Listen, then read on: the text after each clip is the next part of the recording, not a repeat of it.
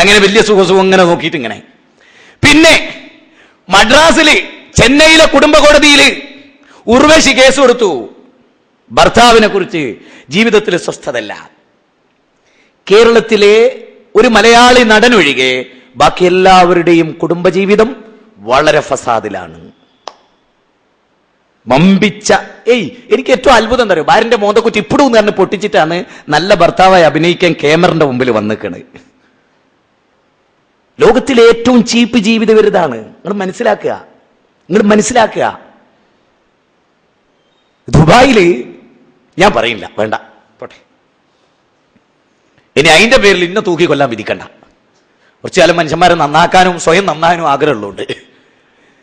അപ്പോ ഇനി നിങ്ങൾ ആലോചിക്കുക, നായിപ്പോൾ എന്ന വിഖ്യാതനായ എഴുത്തുകാരൻ, ബുക്കർ സമ്മാനം നേടിയ നായിപ്പോൾ 26 കൊല്ലാണ് വെപ്പാട്ടിന്റെ കൂടെ ജീവിച്ച് ഭാര്യനെ കഷ്ടപ്പെടുത്തിയിട്ട്, സ്വന്തം ഭാര്യനെ.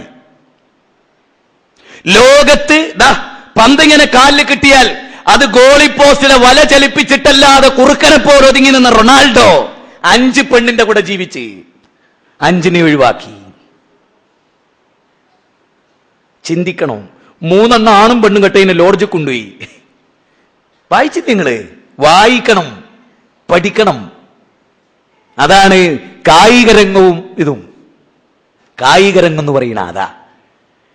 ഏറ്റവും അറിയപ്പെട്ട കഥാകൃത്ത് നാടക ആചാര്യൻ KT മുഹമ്മദ്, അദ്ദേഹത്തിന്റെ ഭാര്യ സീനത്തിനെ ഞാൻ കണ്ടു സൂപ്പർ മാർക്കറ്റിൽ. അവര് ഇദ്ദേഹത്തിന്റെ കൂടെ ജീവിച്ചിട്ട് നല്ലൊരു ഭാര്യ ഭർത്താവായി ജീവിക്കാൻ കഴിഞ്ഞിട്ട് ഡൈവേഴ്സ് ചെയ്തു, വേറെ കല്യാണം കഴിച്ചു. സാഹിത്യകാരന്മാരുടെ, സിനിമാ നടന്മാരുടെ, കായിക താരങ്ങളുടെ ഒക്കെ ജീവിതം വളരെ ചീപ്പായ ജീവിതമാണ്. അത് കണ്ടിട്ടല്ല നമ്മൾ നമ്മുടെ ജീവിതത്തെ ചിട്ടപ്പെടുത്തേണ്ടതും അളക്കേണ്ടതും. പ്രവാചക തിരുമേനിയുടെ ജീവിതം. ഇനി നബി സല്ലല്ലാഹു അലൈഹി വസല്ലമയുമായി ബന്ധപ്പെട്ട് പറയുന്നത് ശ്രദ്ധിച്ചോളൂ. നബിയുടെ മകൾ ഫാത്തിമയുടെ കല്യാണം നടക്കുകയാണ്. ഞാൻ നിങ്ങൾക്ക് ഓരോ പാഠമായി പറയാണ്, ഓരോ വിഷയങ്ങൾ പറയാണ്. ഹിജ്റ 2-ാം വർഷം അലി ബിൻ അബീ താലിബ് റളിയല്ലാഹു അൻഹു വീട്ടിലേക്ക് കയറി വന്നു. അസ്സലാമു അലൈക്കും യാ ഹബീബല്ലാഹ് യാ റസൂലല്ലാഹ്. നബി സല്ലല്ലാഹു അലൈഹി വസല്ലമയുടെ സലാം പറഞ്ഞു. നബി സല്ലല്ലാഹു അലൈഹി വസല്ലം സലാം വീട്ടി. അപ്പോ അലി ബിൻ അബീ താലിബ് റളിയല്ലാഹു അൻഹു ഇങ്ങനെ, ബ്രോക്കറില്ല, ദല്ലാളില്ല, ആരുമില്ല. ഫാത്തിമൻ എനിക്ക് കല്യാണം കഴിച്ചാൽ കൊള്ളാണ്ട്. ചിന്തിക്കണേ, ബ്രോക്കറില്ല, അമ്മാവന്മാരില്ല, കാരണന്മാരില്ല, നേരിട്ട് ഫാത്തിമ ബീവിയെ എനിക്ക് കല്യാണം കഴിച്ചാൽ കൊള്ളാം എന്ന് പറഞ്ഞു. നബി സല്ലല്ലാഹു അലൈഹി വസല്ലം ഒരൊറ്റ ചിരി. അസ്മാ ബീവി റളിയല്ലാഹു അൻഹ ഒരു പൂർണ്ണചന്ദ്രനെ പോലെ നബിയുടെ മുഖം തിളങ്ങി. നബി സല്ലല്ലാഹു അലൈഹി വസല്ലം ചോദിച്ചു, ആട്ടെ നീ എന്റെ മകൾക്ക് എന്താ മഹർ കൊടുക്കുക? ശ്രദ്ധിക്കണേ, ഇനി പറയുന്നത് ശ്രദ്ധിക്കണം. നീ എന്റെ മകൾക്ക് എന്താ മഹർ കൊടുക്കുക? പഹയ ഞാൻ നിനക്ക് എത്ര സ്ത്രീധനം തരണ്ട് എന്നല്ല, ഞാൻ നിനക്ക് എന്താണ് സ്ത്രീധനം തരേണ്ടത് എന്നല്ല, നീ എന്റെ മകൾക്ക് എന്താണ് മഹർ കൊടുക്കുക. നീ എന്റെ മകൾക്ക് എന്താ മഹർ കൊടുക്കുക? ഇസ്ലാമിൽ ഇനി ഞാൻ ചോദിക്കുന്നത് ശ്രദ്ധിക്കണം. ഈ നിൽക്കുന്ന സദസ്സിലെ ഏതെങ്കിലും ഒരു പിതാവ് എന്റെ മകൾക്ക് നീ എന്താ മഹർ കൊടുക്കുക എന്നൊരു മരുവനോട് ചോദിച്ചിട്ടുണ്ടെങ്കിൽ ഒന്ന് എഴുന്നേറ്റിക്ക്. ഇല്ലല്ലേ? ഇല്ല. എന്തേ അങ്ങനെ? ഇസ്ലാമില്ല ആ കാര്യത്തിൽ. മുസ്ലിങ്ങളുടെ ഒരു സംഘടനക്കും ആ കാര്യത്തിൽ ഇസ്ലാമില്ല. ചോദിക്കണം സ്ത്രീധനം, മഹർ ചോദിക്കണം. നീ എന്റെ മകൾക്ക് എന്താ മഹർ കൊടുക്കുക? ശുഐബ് നബി അലൈഹി സ്വലാത്തു വസ്സലാം, ഞാൻ പറഞ്ഞു കഴിഞ്ഞ ക്ലാസ്സിൽ ഓർക്കുണ്ടാവും, മൂസാ നബീനോട് പറഞ്ഞു 8 വർഷം ഇല്ലെങ്കിൽ 10 വർഷം സ്വമേധയാ ആടിനെ മേക്കൽ മഹർ നിശ്ചയിച്ചിട്ട് എന്റെ മോളെ ഞാൻ നിനക്ക് കല്യാണം കഴിച്ചു തരും. 28-ാം അധ്യായം സൂറത്ത് ഖസസ് 27-ാമത്തെ സൂക്തം. ഖുർആനിന്റെ തെളിവ്, ഹദീസിന്റെ തെളിവ്, 2 തെളിവ് കൂടി കേട്ടോളി. ഉമ്മു സുലൈം റളിയല്ലാഹു തആല അൻഹയെ വിവാഹം കഴിക്കാൻ അബൂ തലത്തിൽ അൻസാരി റളിയല്ലാഹു അൻഹു തയ്യാറായി. അന്ന് അദ്ദേഹം അമുസ്ലിമാണ്. ഞാൻ നിന്നെ കല്യാണം കഴിക്കാൻ ആഗ്രഹിക്കുന്നു എന്ന് പറഞ്ഞു. മുസ്ലിം വ്രതം വേണ്ട. അബൂ തലത്തിൽ അൻസാരി ചോദിക്കുന്ന ചോദ്യം എന്താ അറിയോ? ഞാൻ മഹർ തരുന്നതിനേക്കാൾ കൂടുതൽ വെള്ളിയും സ്വർണവും നിനക്ക് വേറെ ആരെങ്കിലും ഓഫർ ചെയ്തിട്ടുണ്ടോ? നിങ്ങൾ ചിന്തിക്കുക. ഇസ്ലാമിന്റെ രീതി ഒരു പെണ്ണിന്റെ വാപ്പാനോട് ഇതിൽ കൂടുതൽ നിങ്ങൾ ആർക്കെങ്കിലും പറഞ്ഞിക്കോന്നല്ല, നിനക്ക് അങ്ങോട്ട് പറഞ്ഞിട്ടുണ്ടോന്ന്. എന്നേക്കാൾ ഏതെങ്കിലും ഒരു പുരുഷൻ കൂടുതൽ സ്വർണം മഹർ തരാം, കൂടുതൽ വെള്ളി മഹർ തരാമെന്ന് നിന്നോട് പറഞ്ഞിട്ടുണ്ടോ? അതാണ് അക്കാലത്തെ ജാഹിലുകൾ പോലും ചെയ്തത്, മുശ്രിക്കുകൾ പോലും. എന്നിട്ട് മുസ്ലിങ്ങളായിട്ട് ജീവിക്കുക, സ്ത്രീധനം വാങ്ങി. അന്നത്തെ മുശ്രിക്കായിരുന്നു അബൂ തൽഹത്തുൽ അൻസാരി. ആ മുശ്രിക്ക് പോലും മഹർ കൊടുക്കലാണ് ഇസ്ലാമിന്റെ രീതി എന്ന് മനസ്സിലാക്കി. ചിന്തിക്കുക. നാലാമത്തെ സംഭവം, ഈ വിഷയത്തിലെ നാലാമത്തെ തെളിവ്. അതാ തെളിവ് മഹാനായ അബ്ദുറഹ്മാൻ ബിൻ ഔഫ് റളിയല്ലാഹു അൻഹു. അദ്ദേഹം നബി സല്ലല്ലാഹു അലൈഹി വസല്ലമയുടെ സന്നിധിയിലേക്ക് വന്നു. അപ്പൊ എന്താ അബ്ദുറഹ്മാന് ഒരു വിശേഷം? ഈ കല്യാണം കഴിച്ചാൽ മാത്രം അവർ പൂശുന്നൊരു സുഗന്ധം ഉണ്ടായിരുന്നു അക്കാലത്ത്. വിവാഹിതരായാൽ എന്താ ഒരു വിശേഷം? ഞാൻ ഒരു കല്യാണം കഴിച്ചു, കാളിയാർ അറിയാതെ. നമ്മുടെ നാട്ടിൽ കാളിനോട് പറയാതെ ഒരു നിക്കാഹ് നടന്നാലോ അത് വ്യഭിചാരമാണെന്നാണ് കൊല്ലം ജില്ലയിൽ ഒരു കേസ്. ഞാനത് അറ്റൻഡ് ചെയ്ത്, ഞാനായിരുന്നു നിക്കാഹ് കഴിച്ച്. മുസ്ലിയാർ പിറ്റേത്തെ വെള്ളിയാഴ്ച. എന്താണ് അത്? വ്യഭിചാരമാണ്. എന്താ? എനിക്ക് കിട്ടേണ്ടത് കിട്ടിയോ? എന്നാലല്ലേ ഹലാലാവുള്ളൂ. അതിന് ഞാൻ ചില അടുത്ത് ചെന്നൊരു മുജാഹിദുകളോട് പറയൂ, ഒരു 50,000 അയാൾ അണ്ണാക്ക് കുത്തി കൊടുക്കുക, എന്നിട്ട് അയാളോട് അവിടെ നിന്നോളി നിക്കാഹ് നിങ്ങൾ കഴിപ്പിച്ചോളൂ. അതാണല്ലോ പ്രശ്നം. അല്ലാണ്ട് ഇവിടെ ഞാൻ തന്നെ കഴിപ്പിച്ചാലേ പരിശുദ്ധ നിക്കാഹ് നല്ല ധന്യജീവിതം കിട്ടട്ടെ വിചാരിച്ചിട്ടൊന്നുമല്ല. അല്ല, ഞാൻ ഇത്തിരി സ്ട്രോങ് തന്നെ പറയുന്നത്. അല്ല, ആ അണ്ണാക്ക് തള്ളി കൊടുക്കുക, ഒരു 50,000 60,000, എന്നിട്ട് 1.5 മാസം മിണ്ടാണ്ട് തിരിക്കാൻ പറയാം. എന്നാൽ തന്നെ ഒരുപാട് മനുഷ്യന്മാർ രക്ഷപ്പെടും. എനിക്കൊരു പുതിയ പോളിസി, ഒരു പദ്ധതി ഉള്ളുണ്ടാവും. പള്ളിക്കൊക്കെ പൈസ പിരിക്കുന്നതിനേക്കാളും മുസ്ലിയാക്കന്മാർക്ക് വേണ്ടി നല്ലൊരു ഫണ്ട് റൈസ് ചെയ്യുക, ഒരു 50 കോടി ഉറുപ്പിയൊക്കെ. എന്നിട്ട് ഓരോ പള്ളിയിലെ മുസ്ലിയാക്കന്മാരോട് കുറച്ച് കാലത്തേക്ക് പ്രസംഗിക്കേണ്ട, പൈസയല്ലേ പ്രശ്നം, അതിതാ ഒരു 10 കോടി, ഒരു 5 കോടി, ഒരു കോടി, അത് തീരുന്നവരെ. അക്കാലയളവിൽ ഞങ്ങൾ വയലിറങ്ങോളാം. എന്നാൽ ആ കാലയളവ് കുറെ എണ്ണം സ്വർഗത്തിലേക്ക് നല്ല മനുഷ്യന്മാരായിട്ട് പോകും. ഇത് ഞാൻ വെറുതെ പറയല്ല. നിങ്ങളൊരു മുസ്ലിയാരെ സ്വകാര്യമായിട്ട് വിളിച്ചു ചോദിക്കുക, മുസ്ലിയാരെ നിങ്ങൾ ചെയ്യുന്ന അദ്ദാദ് റാത്തീബ് ഇതൊക്കെ തെറ്റല്ലേ? ജീവിക്കണ്ടേ എന്ന് ചോദിക്കുകയാണ്. നിങ്ങൾക്ക് എത്ര ശമ്പളം കിട്ടുന്നത്? 1500. നിങ്ങൾക്ക് എത്ര കിമ്പളോ? 15,000. പിന്നെ എങ്ങനെ കിമ്പളം ഒഴിവാക്കി ശമ്പളത്തിൽ മാത്രം നിൽക്കൂ? അതുകൊണ്ടാണ് ഞാൻ പറഞ്ഞത് 50,000 വീതം മാസം ഏറ്റവും പേരോടക്കമുള്ള ആളുകൾക്ക്, കുറച്ച് സ്ട്രോങ് ഉള്ള ആളുകൾക്കൊക്കെ നല്ല സംഖ്യ കൊടുക്കുക. എന്നിട്ട് നിങ്ങൾ അവിടെ ഇരുന്നോളി അറിയാം. എന്നാൽ തന്നെ ഈ സമുദായം നന്നാവും. അപ്പോ ഏറ്റവും നല്ല കാളിയില്ലാതെ കല്യാണം കഴിഞ്ഞു, കാളിയാരില്ലാതെ നബി അറിയാതെ അബ്ദുറഹ്മാൻ ഔഫിന്റെ വിവാഹം കഴിഞ്ഞു. അപ്പൊ നബി സല്ലല്ലാഹു അലൈഹി വസല്ലം ചോദിച്ചു, എന്തെന്നൊരു പുതുമ? ഞാനൊരു കല്യാണം കഴിച്ചു.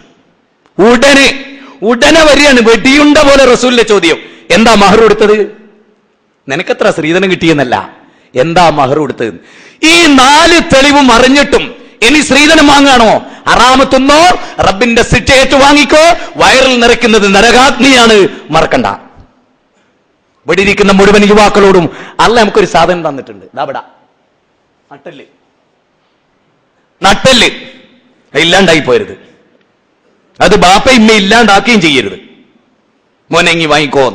സൂറത്ത് 100 ഒരു വചനുണ്ട്, ഫൻകിഹു അയാമാമിൻകും വസ്വാലിഹീന മിൻ ഇബാദിക്കും വഇമാഇക്കും യകൂനു ഫുഖറാ യുഗ്നിഹുമുല്ലാഹു മിൻ ഫളലി. മതബോധമുള്ള സാലിഹീങ്ങളെ, സ്വാലിഹ് എന്ന് പറഞ്ഞാൽ യോഗ്യന. ഈ സ്വാലിഹ് എന്നുള്ള പദത്തിന്റെ അർത്ഥം നിസ്കാരവും നോമ്പും മുത്തക്കിയായി മാത്രം നിൽക്കുന്നു എന്നുള്ള അർത്ഥത്തിലല്ല കേട്ടോ. അതുള്ളവരെയാണ് ഒന്നാമത് ഉദ്ദേശിക്കുന്നത്. പിന്നെ സ്വാലിഹ് എന്നുള്ള പദത്തിന്റെ അർത്ഥം യോഗ്യന. അപ്പൊ ഞാൻ പറഞ്ഞു 5 നേരം കറക്റ്റ് ആയിട്ട് നിസ്കരിക്കുന്ന ഒരാള്, എല്ലാ ഇബാദത്തുള്ള ആള്, പക്ഷെ വിവാഹിതനാകാൻ പറ്റാത്ത സൂക്കേടുള്ള ആള്, അയാൾ സ്വാലിഹ് അല്ലാണ്ടാവുമോ? അല്ല. അപ്പൊ സ്വാലിഹിന് 2 അർത്ഥമുണ്ട്, യോഗ്യൻ.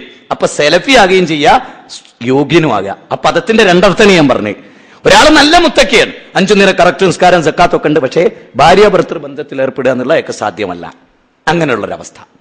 എങ്കിലും അയാൾ സ്വാലിഹാണ്, പക്ഷെ സ്വാലിഹിന്റെ 2ാമത്തെ അർത്ഥം അയാൾക്കില്ല. വിവാഹത്തിന് അയാൾ യോഗ്യനല്ല.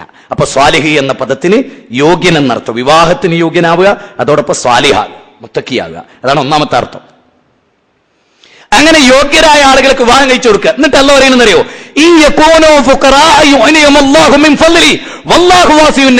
അമ്മോച്ചന്മാരോടാ പറയുന്നത്.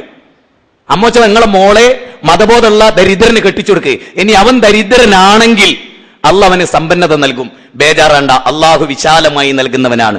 ഇത് അള്ളാന്റെ ഒരു വാഗ്ദാനമാണ്. യുവാക്കളെ, ഞാൻ കല്യാണം കഴിച്ചിട്ട് 9 കൊല്ലം കഴിഞ്ഞ്, അന്ന് മുതൽ ഇന്ന് വരെ ഒരു നേരം പട്ടിണി ഇറന്നിട്ടില്ല. കീശയിൽ പൈസ ഇല്ലാത്തൊരു കാലം ഉണ്ടായിട്ടില്ല. എന്തൊരു പറയും, എനിക്കെന്നെ അറിയില്ല. വേറെ ജോലിയോ വേറെ ഉദ്യോഗമോ ജോലിയോ ഒന്നും ഉണ്ടായിട്ടില്ല. പക്ഷെ കീശ കാലിയാകാറില്ല. ആരും തന്നിട്ടോ ആരോടും ചോദിച്ചിട്ടും അല്ല. ആ കിട്ടുന്ന ശമ്പളത്തിൽ ഒരു ബർക്കത്ത്, അതെന്തൊരു ബർക്കത്ത് എനിക്ക് പറയാൻ വയ്യ. 2500 റുപ്യ കല്യാണത്തിന് മുടക്കിയിട്ടാണ് അന്ന് കല്യാണം കഴിഞ്ഞ്.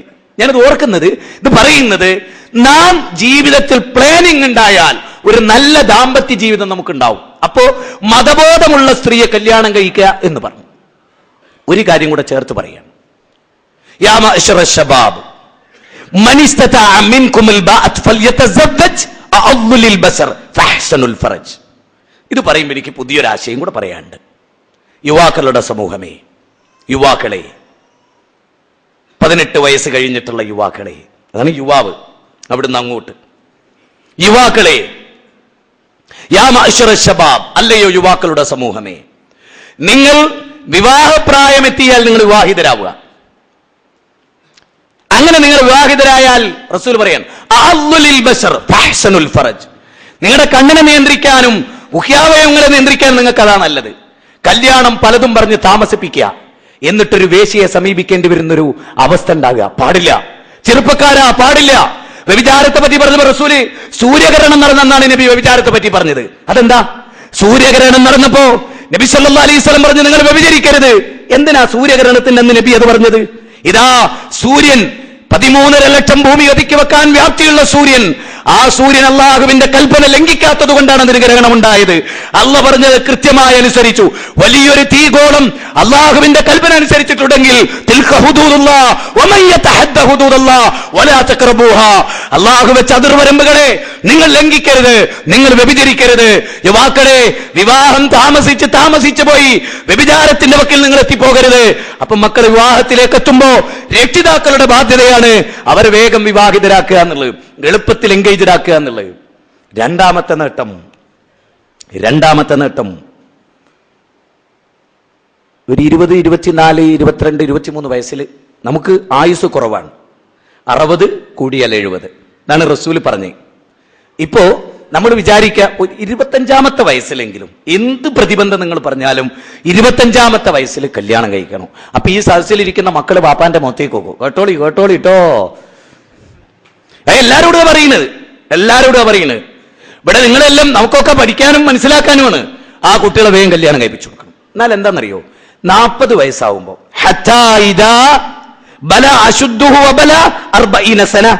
40-ാമത്തെ വയസ്സെത്തിയ ആ മനുഷ്യൻ, അതാണ് റസൂൽ പറയും, അതാ ഖുർആൻ പറയുന്നത്. 46-ാം അധ്യായം സൂറത്ത് അഹ്കാഫ് 15-ാമത്തെ വചനം. എന്താ ഈ വചനത്ത് പറയുന്നറിയോ? 40 വയസ്സെത്തിയ ഒരു മനുഷ്യൻ ആ സമയത്ത് ഒരു പ്രത്യേക പ്രാർത്ഥന നടത്തുക അയാൾ എന്നാ അല്ലാഹ് പറയാൻ.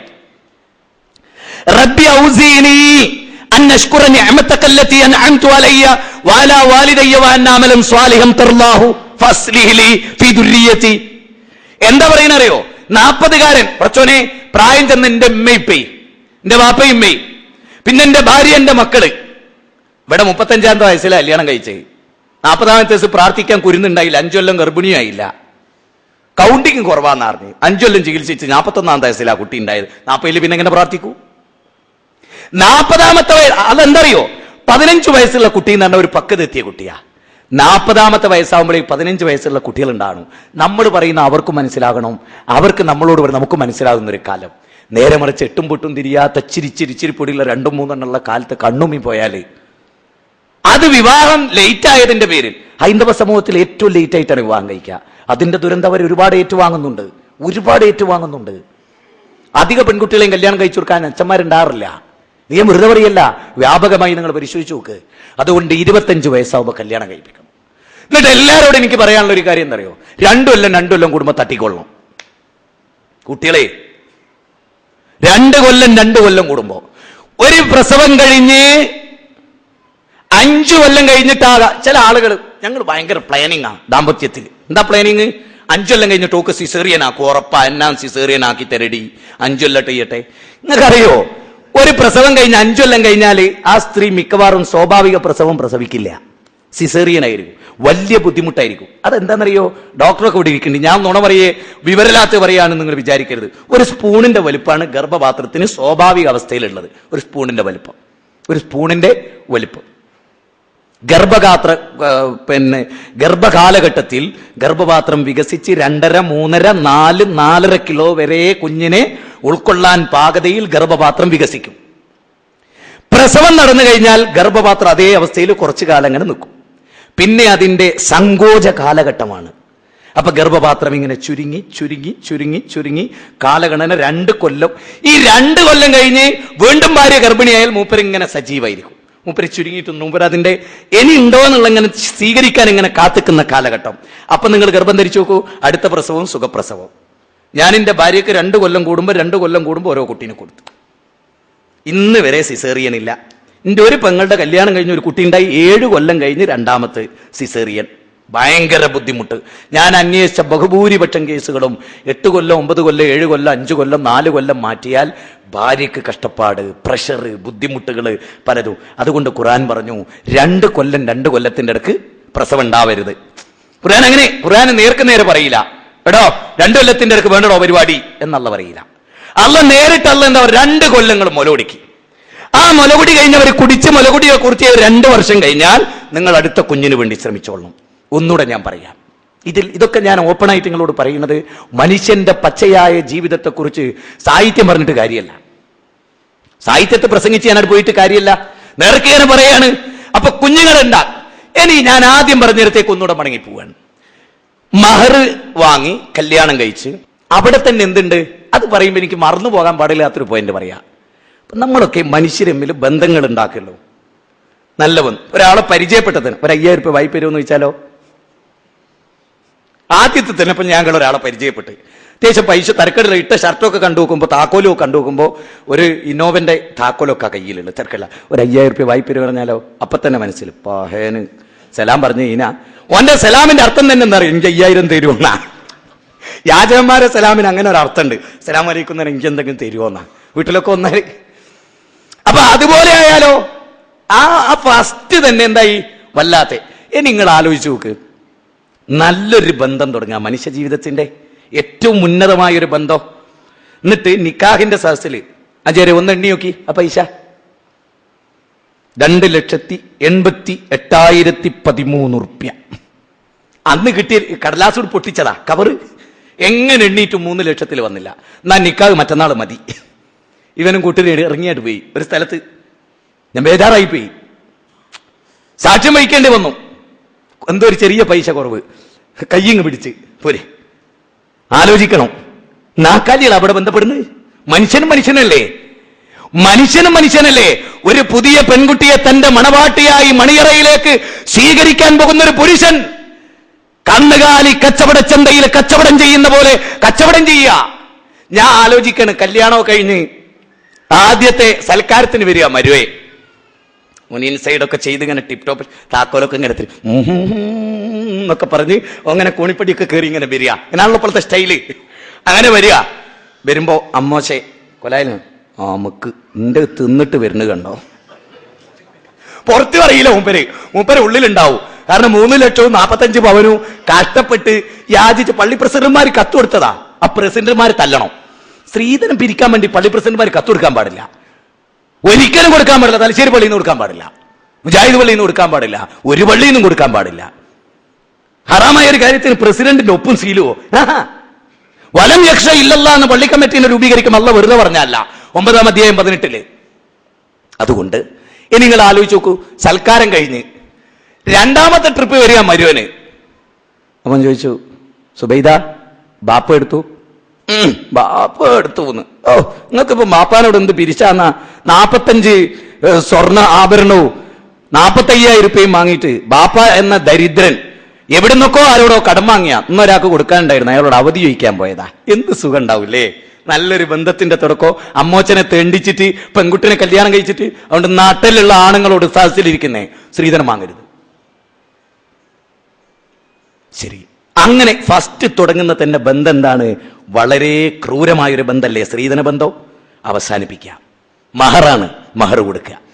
അങ്ങനെ ബന്ധം തുടങ്ങിയാൽ ഇനി കേട്ടോളി, കല്യാണം കഴിഞ്ഞു. ആയിഷ ബീവി റളിയല്ലാഹു തആല അൻഹയെ മണവാട്ടിയാക്കി അസ്മാ ബീവി റളിയല്ലാഹു തആല അൻഹ നബിയുടെ കടപ്പറയിലേക്ക് കൊണ്ടുവരുന്ന രംഗം കേട്ടോളി. ഇമാം ബുഖാരിയും മുസ്ലിം ഒക്കെ റിപ്പോർട്ട് ചെയ്തിട്ടുണ്ട്. അൽബാനി അല്ലാമ നാസറുദ്ദീൻ അൽബാനി നബിയുടെ ദാമ്പത്യ ജീവിതത്തെക്കുറിച്ച് വിശദീകരിക്കുന്ന പുസ്തകത്തിൽ നിങ്ങൾക്ക് വായിക്കാൻ കഴിയും. ആയിഷ ബീവി റളിയല്ലാഹു തആല അൻഹ മണവാട്ടിയായി ഒരുക്കി ഒരു പാത്രത്തിൽ പാല് കൊടുത്തു. നബി സല്ലല്ലാഹു അലൈഹി വസല്ലമയുടെ കയ്യിലേക്ക് ആ പാല് കൊടുത്ത് ആദ്യത്തെ ദിവസം കേൾക്കണം, സിനിമയല്ല, സീരിയലല്ല, പച്ചയായ ജീവിതം. കൊടുത്തു. നബി സല്ലല്ലാഹു അലൈഹി വസല്ലം അതിങ്ങനെ ഏറ്റുവാങ്ങി. നബി സല്ലല്ലാഹു അലൈഹി വസല്ലം അത് ഏറ്റുവാങ്ങി. എന്നിട്ട് ചുണ്ട് വെച്ച് നബി കുറച്ചു കുടിച്ചു. ആയിഷാ ബീവി റളിയല്ലാഹു തആല അൻഹയ്ക്ക് നേരെ നീട്ടി. നാണം കൊണ്ട് ആയിഷാ ബീവി തല കുനിച്ചു നിന്നു. അസ്മാ ബീവി റളിയല്ലാഹു തആല അൻഹ നബിയിൽ നിന്ന് ആ പാത്രം ഏറ്റുവാങ്ങി. നബി ചുണ്ട് വെച്ച അതേ സ്ഥലത്ത് ചുണ്ട് വെച്ച് കുടിച്ച് കാണിച്ചു കൊടുത്തു ആയിഷാ ബീവി റളിയല്ലാഹു തആല അൻഹയ്ക്ക്. നബി ചുണ്ട് വെച്ച അതേ സ്ഥാനം. നമ്മളോ ഭർത്താവ് തിന്ന പ്ലേറ്റ് ഭർത്താവ് കാണാൻ തന്നെ സോപ്പിട്ട് കഴുകി വല്ല ഡെറ്റോൾ ഒഴിച്ച് ഒക്കെ കഴുകി കൊണ്ടുവച്ച് എന്താടി ഇന്നൊരു അന്യനായി കാണുന്നത്, നിങ്ങളൊക്കെ ഇപ്പൊ എന്താ ചെയ്തെന്ന് ആർക്കും ഓർമ്മ ഉണ്ടാവുമോ? അതുകൊണ്ട് എന്ന് അസ്മാ ബീവി റളിയല്ലാഹു തആല അൻഹ നബി കുടിച്ച അതേ സ്ഥാനത്ത് ചുണ്ട് വെച്ച് കുടിച്ചു കാണിച്ചു. ആയിഷാ ബീവിന്റെ കൈകളിലേക്ക് കൊടുത്തു. ആയിഷാ ബീവി അതേ സ്ഥലത്ത് ചുണ്ട് വെച്ച് കുടിച്ചു.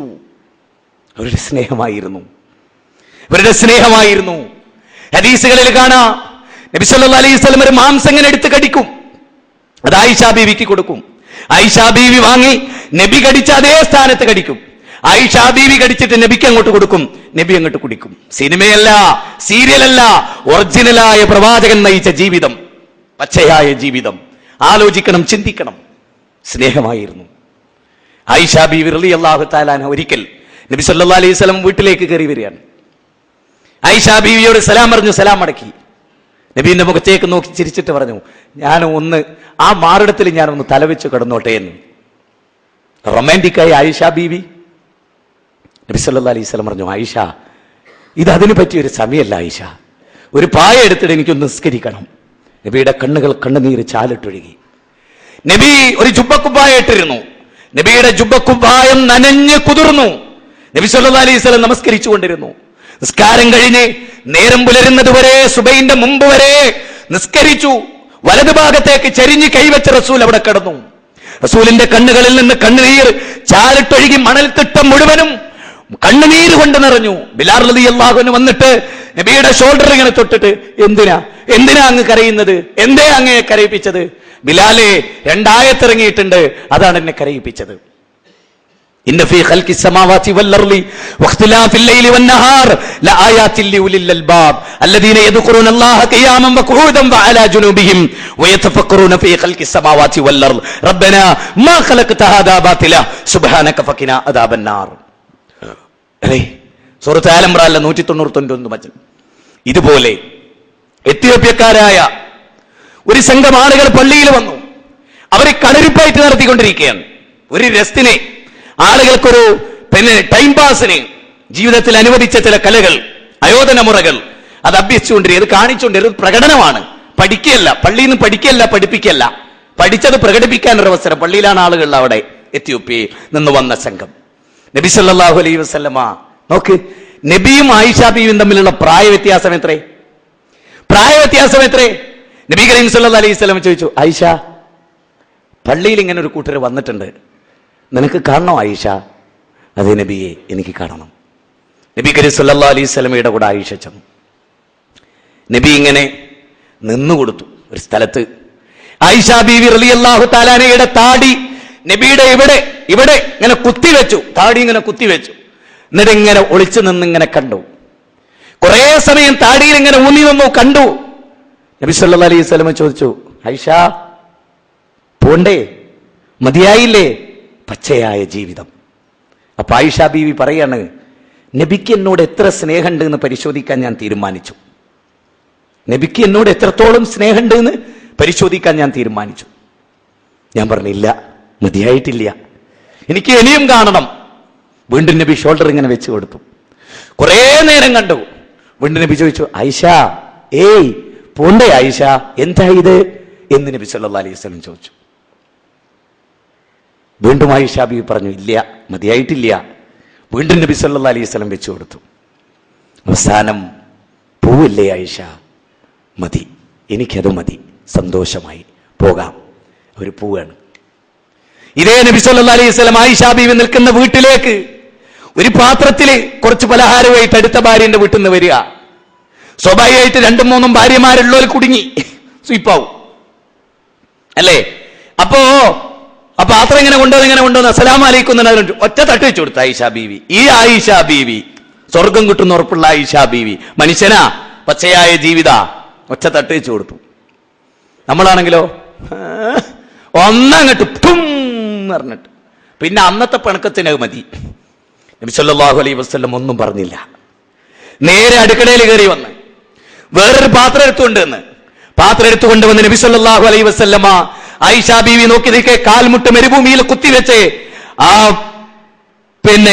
ഭക്ഷണ പദാർത്ഥത്തിലുള്ള പൊടിയൊക്കെ തട്ടി വേറൊരു പാത്രത്തിൽ ഇങ്ങനെ കൊണ്ടുവച്ച് നേരെ അത് അടുക്കളയിൽ കൊണ്ടുവച്ച് നബി ഇരിക്കുന്ന റൂമിലേക്ക് പോയി ഇങ്ങനെ ഇരുന്ന്. ആയിഷ ബീവിയുടെ മനസ്സ് വല്ലാതെ വേദനിച്ചു. നബി സല്ലല്ലാഹു അലൈഹി വസല്ലം ഇരിക്കുന്ന സദസ്സിൽ ആയിഷ ബീവി ഒന്ന് രണ്ട് കാൽമുട്ടിലും നബിയുടെ കൈകളിൽ കാൽമുട്ടുകളിൽ കൈവച്ച് മാപ്പാക്കണം നബിയെ, മാപ്പാക്കണം. നബി സല്ലല്ലാഹു അലൈഹി വസല്ലം ഇങ്ങനെ ഇരിക്കുന്നിടത്തുനിന്ന് ആയിഷ ബീവിയുടെ തലമുടികളിലൂടെ കൈ ഇങ്ങനെ തടവിക്കൊണ്ട് ചോദിച്ചു, ആയിഷ, ഞാനല്ലാതെ നിന്നോട് ആരും മാപ്പാക്കാനാണ് ആയിഷ? പക്ഷേ ആ ഉടഞ്ഞ പാത്രം മറ്റൊരു ഭാര്യയുടേതാണ്, അതങ്ങ് കൊടുത്തേക്കണേ. ജീവിതമായിരുന്നു, പച്ചയായ ജീവിതം. ഒരിക്കൽ നബി സല്ലല്ലാഹു അലൈഹി വസല്ലം ആയിഷ ബീവിയുടെ കൂടെ ഓട്ട മത്സരം നടത്തി. കുണുങ്ങി ചിരിച്ചുകൊണ്ട് ആയിഷ ബീവി പറഞ്ഞു, ഞാൻ ജയിച്ചു, നിങ്ങൾ തോറ്റു.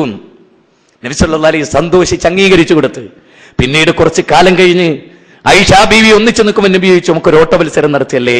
ആയിഷ ബീവി എന്ന കുട്ടി, നബി എന്ന പ്രായാധിക്യം ചെന്ന മനുഷ്യൻ ഓടി ആയിഷ ബീവിയെ പരാജയപ്പെടുത്തി. എന്നിട്ട് നബി ചിരിച്ചുകൊണ്ട് പറഞ്ഞു, നബി ചിരിച്ചു പറഞ്ഞു, ആയിഷ, അന്നത്തതിന് പകരമാണ് കേട്ടോ ഇന്ന് ഞാൻ ജയിച്ചിട്ടുണ്ട്. നമ്മൾ ഓടി ഭാര്യന്റെ വയ്യാലെ പിച്ചാത്തിയായിട്ട് നിക്കടി മൂദേവി എന്ന് പറഞ്ഞ് നമ്മൾ ഓടി. അല്ലേ അതല്ലേ മധുരിക്കുന്ന കുടുംബം എന്നായിരുന്നു ഞാൻ ആദ്യം പേര് കൊടുത്ത്. അത് മാറ്റിയാണ് സന്തുഷ്ട കുടുംബാക്കി. പക്ഷെ ആ പേര് എത്രയോ അർത്ഥവത്തായിരുന്നു. മുൻകൂട്ടി തീരുമാനിച്ചൊരു പേര് പോലെ എനിക്ക് തോന്നി. കാരണം എന്താ, ലഡു എന്ന മധുരത്തിൽ വിഷം കലർത്തിയാണ് 5 പേരെ ഒന്നാമത്തെ റമളാനിൽ കൊന്ന്. മധുരിക്കുന്ന കുടുംബം എന്ന വിഷയം തിരഞ്ഞെടുക്കുമ്പോ നിങ്ങൾ ആലോചിക്കുക, ലഡു എന്ന മധുരത്തിൽ വിഷം കലർത്തി മക്കൾക്ക് കൊടുക്കുമ്പോ ആ മക്കൾ വിചാരിച്ചിട്ടുണ്ടാവോ, എന്റെ ബാപ്പ എനിക്ക് വിഷാണ് തരുന്നത്, എന്റെ ഭർത്താവ് വിഷാണ് തരുന്നത്. എന്തിനാ അയാൾ തൂങ്ങി മരിച്ചത്? 3 ഏക്കർ സ്ഥലം, അതിന്റെ നടുവിലൊരു വീട്, സകല സൗഭാഗ്യങ്ങൾ എന്തിനായിരിക്കുമല്ലേ? അവർക്കിടയിൽ എന്തായിരിക്കും നടന്നിട്ടുണ്ടാവുക? അതുകൊണ്ട് എനിക്ക് നിങ്ങളോടൊക്കെ ഇടക്കൊടുക്കൊക്കെ ഒരു കുടുംബ കൗൺസിലിംഗ് കൂടണം.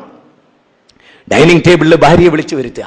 ആരുമില്ലാത്തപ്പോ ഞാൻ ഇന്നും മൊയ്തുക്കാനോട് പറഞ്ഞു, മൊയ്തുക്ക, ഈ വിഷയത്തോട് നീതി പുലർത്താൻ എനിക്ക് കഴിയോ? എനിക്കറിയില്ല. വീട്ടിൽ എത്ര സമയത്ത് ചെലവഴിക്കുന്നു? വളരെ കുറച്ച്. പക്ഷെ ആശ്വസിക്കാൻ ഒരു ആശ്വാസമുണ്ട്. എല്ലാവർക്കും ഒരു നല്ല ജീവിതം ഉണ്ടാക്കി കൊടുക്കാനാണല്ലോ ഈ ഓട്ടം എന്ന് അവിടെ മനസ്സിലാക്കുന്നുണ്ടല്ലോ എന്നോർത്തിട്ട്. ആഴ്ചയിലെ 4-5 ദിവസം തിരുവനന്തപുരത്ത് ഡ്യൂട്ടി, പിന്നെ ഇവിടെ വയല്. ഞാൻ ആലോചിച്ചു പോകാറുണ്ട്. ഞാൻ ഇടയ്ക്ക് അവളെ വിളിച്ചിരുത്തും. ഞാൻ എന്റെ ജീവിതം പറയുന്നത് എന്തിനാ വെച്ചാൽ നമ്മൾ പഠിക്കാൻ വേണ്ടിയാണ്, മനസ്സിലാക്കാൻ വേണ്ടിയാണ്. എനിക്ക് എന്റെ ജീവിതത്തിലൂടെയാണ് ജനങ്ങളോട് ഈ കാര്യങ്ങൾ പറയാനുള്ളത്. നമ്മളതല്ലാതെ നമ്മളിത് എന്ത് പറഞ്ഞിട്ടുണ്ടാ ജനങ്ങളോട്? ഞാൻ അവളെ വിളിച്ചു വരുത്തും. ഈ കഴിഞ്ഞ ആഴ്ച ഞാൻ അവളെ വിളിച്ചു വരുത്തി. എല്ലാ മക്കളും ഉറങ്ങി സമാധാന ചിത്തമായി ഞാൻ അവളെ വിളിച്ചു വരുത്തി. ബാ പറഞ്ഞു, നിരന്തരമായി ഞാൻ പ്രസംഗിക്കാൻ പോകുന്നതിൽ നിനക്ക് മനസ്സിൽ വിഷമമുണ്ടല്ലേ, ബേജാറുണ്ടല്ലേ, ഒരുപാട് പ്രയാസങ്ങളുണ്ടല്ലേ, മോളെ നോക്കാനും തൊട്ടിലാട്ടാനും നിനക്ക് പ്രയാസമുണ്ട് അല്ലേ? ഇബ്രാഹിം നബി അലൈഹിസ്സലാം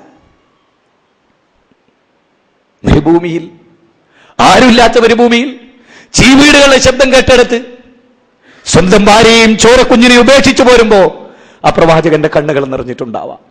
ആ പ്രവാചകൻ കരഞ്ഞു. അങ്ങ് അകലുന്നത് വരെ ഭാര്യയും കുഞ്ഞിനെയും നോക്കി അദ്ദേഹം വിതുമ്പി. റബ്ബനാ വജഅൽന പ്രാർത്ഥിച്ചു അദ്ദേഹം, റബ്ബി ജഅൽ ഹാദാ ബലദൻ ആമിന. അങ്ങനെ ഒരു ചരിത്രമുണ്ട് നമുക്ക്. നീ ഹാജറയാകണം, എങ്കിലേ എനിക്ക് ഇബ്രാഹിം നബിയാകാൻ കഴിയൂ.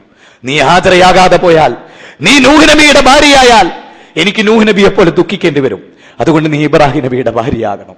ഞാൻ അവളോട് പറഞ്ഞു. അവൾക്ക് മനസ്സിലായി. ഇന്നവിടെ എന്നെ കാത്തിരിക്കുന്നുണ്ടാകാം. എന്നിട്ടും ഇവിടുത്തെ ആളുകൾ എന്നെ വിളിച്ച് അസറിനൊരു ക്ലാസ്സും കൂടി എടുക്കണമെന്ന് പറഞ്ഞു. ഞാൻ അവരോട് എൻ്റെ പ്രതിബന്ധങ്ങൾ പറഞ്ഞു. പക്ഷേ അവർ നല്ലത് ഉദ്ദേശിച്ചിട്ടാകാം ഇന്ന് 4 മണിക്ക് പ്രഖ്യാപിതമല്ലാത്ത മറ്റൊരു ക്ലാസ്സും കൂടി എനിക്ക് ഇന്നലെ കേൾക്കേണ്ടി വന്നു. ഞാൻ ഓർക്കുകയായിരുന്നു. നമ്മൾ ചോദിക്കണം ഭാര്യമാരോട്, നിനക്ക് പ്രയാസമുണ്ടോ? അവരെത്ര കഷ്ടപ്പെടുന്നു. ഉമർ ഇബ്നുൽ ഖത്താബ് റളിയല്ലാഹു അൻഹുവിന്റെ മുമ്പിൽ ഒരാൾ വന്നു ഭാര്യയെക്കുറിച്ച് പരാതി പറയാൻ. ജീവിതത്തെക്കുറിച്ച് പരാതി പറയാൻ. അങ്ങനെ അവിടെ വന്നു നോക്കുമ്പോ ഉമർ ഇബ്നുൽ ഖത്താബ് റളിയല്ലാഹു അൻഹുവിനോട് ഭാര്യ കയർത്ത് സംസാരിക്കുന്നതാണ് അദ്ദേഹം കേൾക്കുന്നത്. അദ്ദേഹം മടങ്ങിപ്പോയി. ഉമർ ഇബ്നുൽ ഖത്താബ് റളിയല്ലാഹു അൻഹു എന്തേ വന്നിട്ട് മടങ്ങിപ്പോണത്? ഒന്നുമില്ല തങ്ങളെ, പടപേടിച്ച് പന്തളത്ത് നിന്നപ്പോ പന്തം കൊളുത്തി പടയൻ, ഞാൻ പോവുകയാണ്. എന്റെ ഭാര്യ ഇങ്ങനെയൊക്കെ എന്നോട് സംസാരിക്കണമെന്ന് പറയാനാ വന്ന്. ഇവിടെ നോക്കുമ്പോ നിങ്ങളുടെ ഭാര്യ നിങ്ങളോട് ഇങ്ങനെ സംസാരിക്കണല്ലോ, അതുകൊണ്ട് ഞാൻ പോവുകയാണ്. ഉമർ ഇബ്നുൽ ഖത്താബ് റളിയല്ലാഹു അൻഹു അന്നപ്പോ എന്താ പോസിറ്റീവായിട്ടാണ് അദ്ദേഹം ചിന്തിച്ചത്. ഈ പെണ്ണുങ്ങൾ നന്നാവൂലെന്ന് എന്നല്ല പറഞ്ഞത്.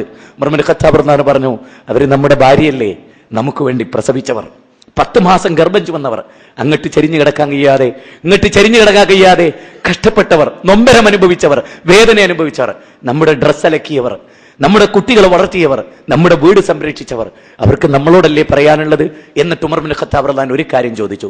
അവള് കയർത്ത് സംസാരിച്ചപ്പോ ഞാൻ എന്ത് ചെയ്തു എന്നാ നീ കണ്ടത്? ഞാൻ മിണ്ടാതെ ഇരുന്ന് കേട്ടു. നീ അങ്ങനെ ചെയ്താ മതി, എന്നാ നിന്റെ കുടുംബ പ്രശ്നം ഇല്ലാതാവും. നോക്കണേ, ചിന്തിക്കണേ. വലാ തസ്തവിൽ ഹസനതു വലസ്സയ്യിഅ ഇദ്ഫഅ ബില്ലതി ഹിയ അഹ്സൻ ഫൈദല്ലദീ ബൈനക വബൈനഹു അദാവത്തുൻ കഅന്നഹു വലിയുൻ ഹമീം വമാ യുലഖാഹാ ഇല്ലല്ലദീന സബറു വമാ യുലഖാഹാ ഇല്ലാ ദു ഹല്ലിൻ അലീം. തിന്മയും നന്മയും സമമാവുകയില്ല. തിന്മയെ നന്മ കൊണ്ടാണ് പ്രതിരോധിക്കേണ്ടത്. ഭാര്യ 1 പറഞ്ഞാൽ 2 പറഞ്ഞിട്ടല്ല, ഭർത്താവ് 2 പറഞ്ഞാൽ 3 പറഞ്ഞിട്ടല്ല, ക്ഷമിച്ചു കൊടുത്തിട്ടും സഹകരിച്ചിട്ടും. പിന്നെ ഞാൻ അവളോട് ചോദിച്ചു, ഞാനൊരു നല്ല ഭർത്താവാണോ? ഞാനൊരു നല്ല ഭർത്താവാണോ? നിന്നോടുള്ള അവകാശങ്ങൾ നിർവഹിക്കുന്നതിൽ എനിക്ക് അപാകത പറ്റിയിട്ടുണ്ടോ? നമ്മളൊക്കെ ചോദിക്കണം. ഇപ്പൊ ഇവിടെയൊക്കെ നമ്മുടെ ഭാര്യമാരുണ്ടാവും, ഒരു പക്ഷേ അവര് ചിലപ്പോൾ നമ്മളെക്കുറിച്ചും നമ്മൾ അവരെ കുറിച്ചും ഓർക്കുന്നുണ്ടാവും. ഇന്ന് ചെന്നിട്ട് കേട്ടടി കേട്ടോ നിങ്ങളും കേട്ടോ നിങ്ങളെ പറ്റിയാ പറഞ്ഞു എന്ന് അങ്ങോട്ടും ഇങ്ങോട്ടും പറയണ്ട. 2 കൂട്ടർ കൂടിയാണ് പറഞ്ഞ്. 2 കൂട്ടരെ ആലോചിക്കുക, എടി ഇങ്ങനെയൊക്കെ പറ്റിപ്പോയി, തിരിച്ചാൽ ഞാൻ റെഡിയാണ്, നീ എന്നോട് മാപ്പാക്കണം. ഭാര്യമാർക്ക് ചോദിക്കാം. 20 കൊല്ലം ദാമ്പത്യം നയിച്ചൊരു ഭാര്യക്ക് ഭർത്താവിന്റെ സന്നിധിയിൽ ഇന്ന് ക്ലാസ് കേട്ടിട്ട് ചെന്ന് ചോദിക്കാം, ഞാൻ ഒരു നല്ല ഭാര്യയായിരുന്നോ? ആ സ്ത്രീയെ പോലെ ഒരു ഹിന്ദു സ്ത്രീ കരഞ്ഞു എന്ന് പറഞ്ഞില്ലേ ഞാൻ? അവര് കരഞ്ഞില്ല, ഞാൻ ഒരു നല്ല ഭാര്യയായിരുന്നില്ല. അങ്ങനെയെങ്കിലും നമുക്ക് കരയാൻ, ഒരു നല്ല ഭാര്യയായിരുന്നില്ല, ഒരു നല്ല ഉമ്മയായിരുന്നില്ല എന്ന് പറയാൻ നമുക്ക് സാധിച്ചിട്ടുണ്ടോ? ഞാൻ എൻ്റെ 7 വയസ്സാണ് എൻ്റെ മൂത്ത മോൾക്ക്, അഫീഫ, ചെറിയ മോള്. അവള് വാപ്പി വാപ്പി എന്ന് വിളിച്ച് എൻ്റെ പിന്നാലെ അങ്ങനെ കോഴിക്കുഞ്ഞിന്റെ മാതിരി.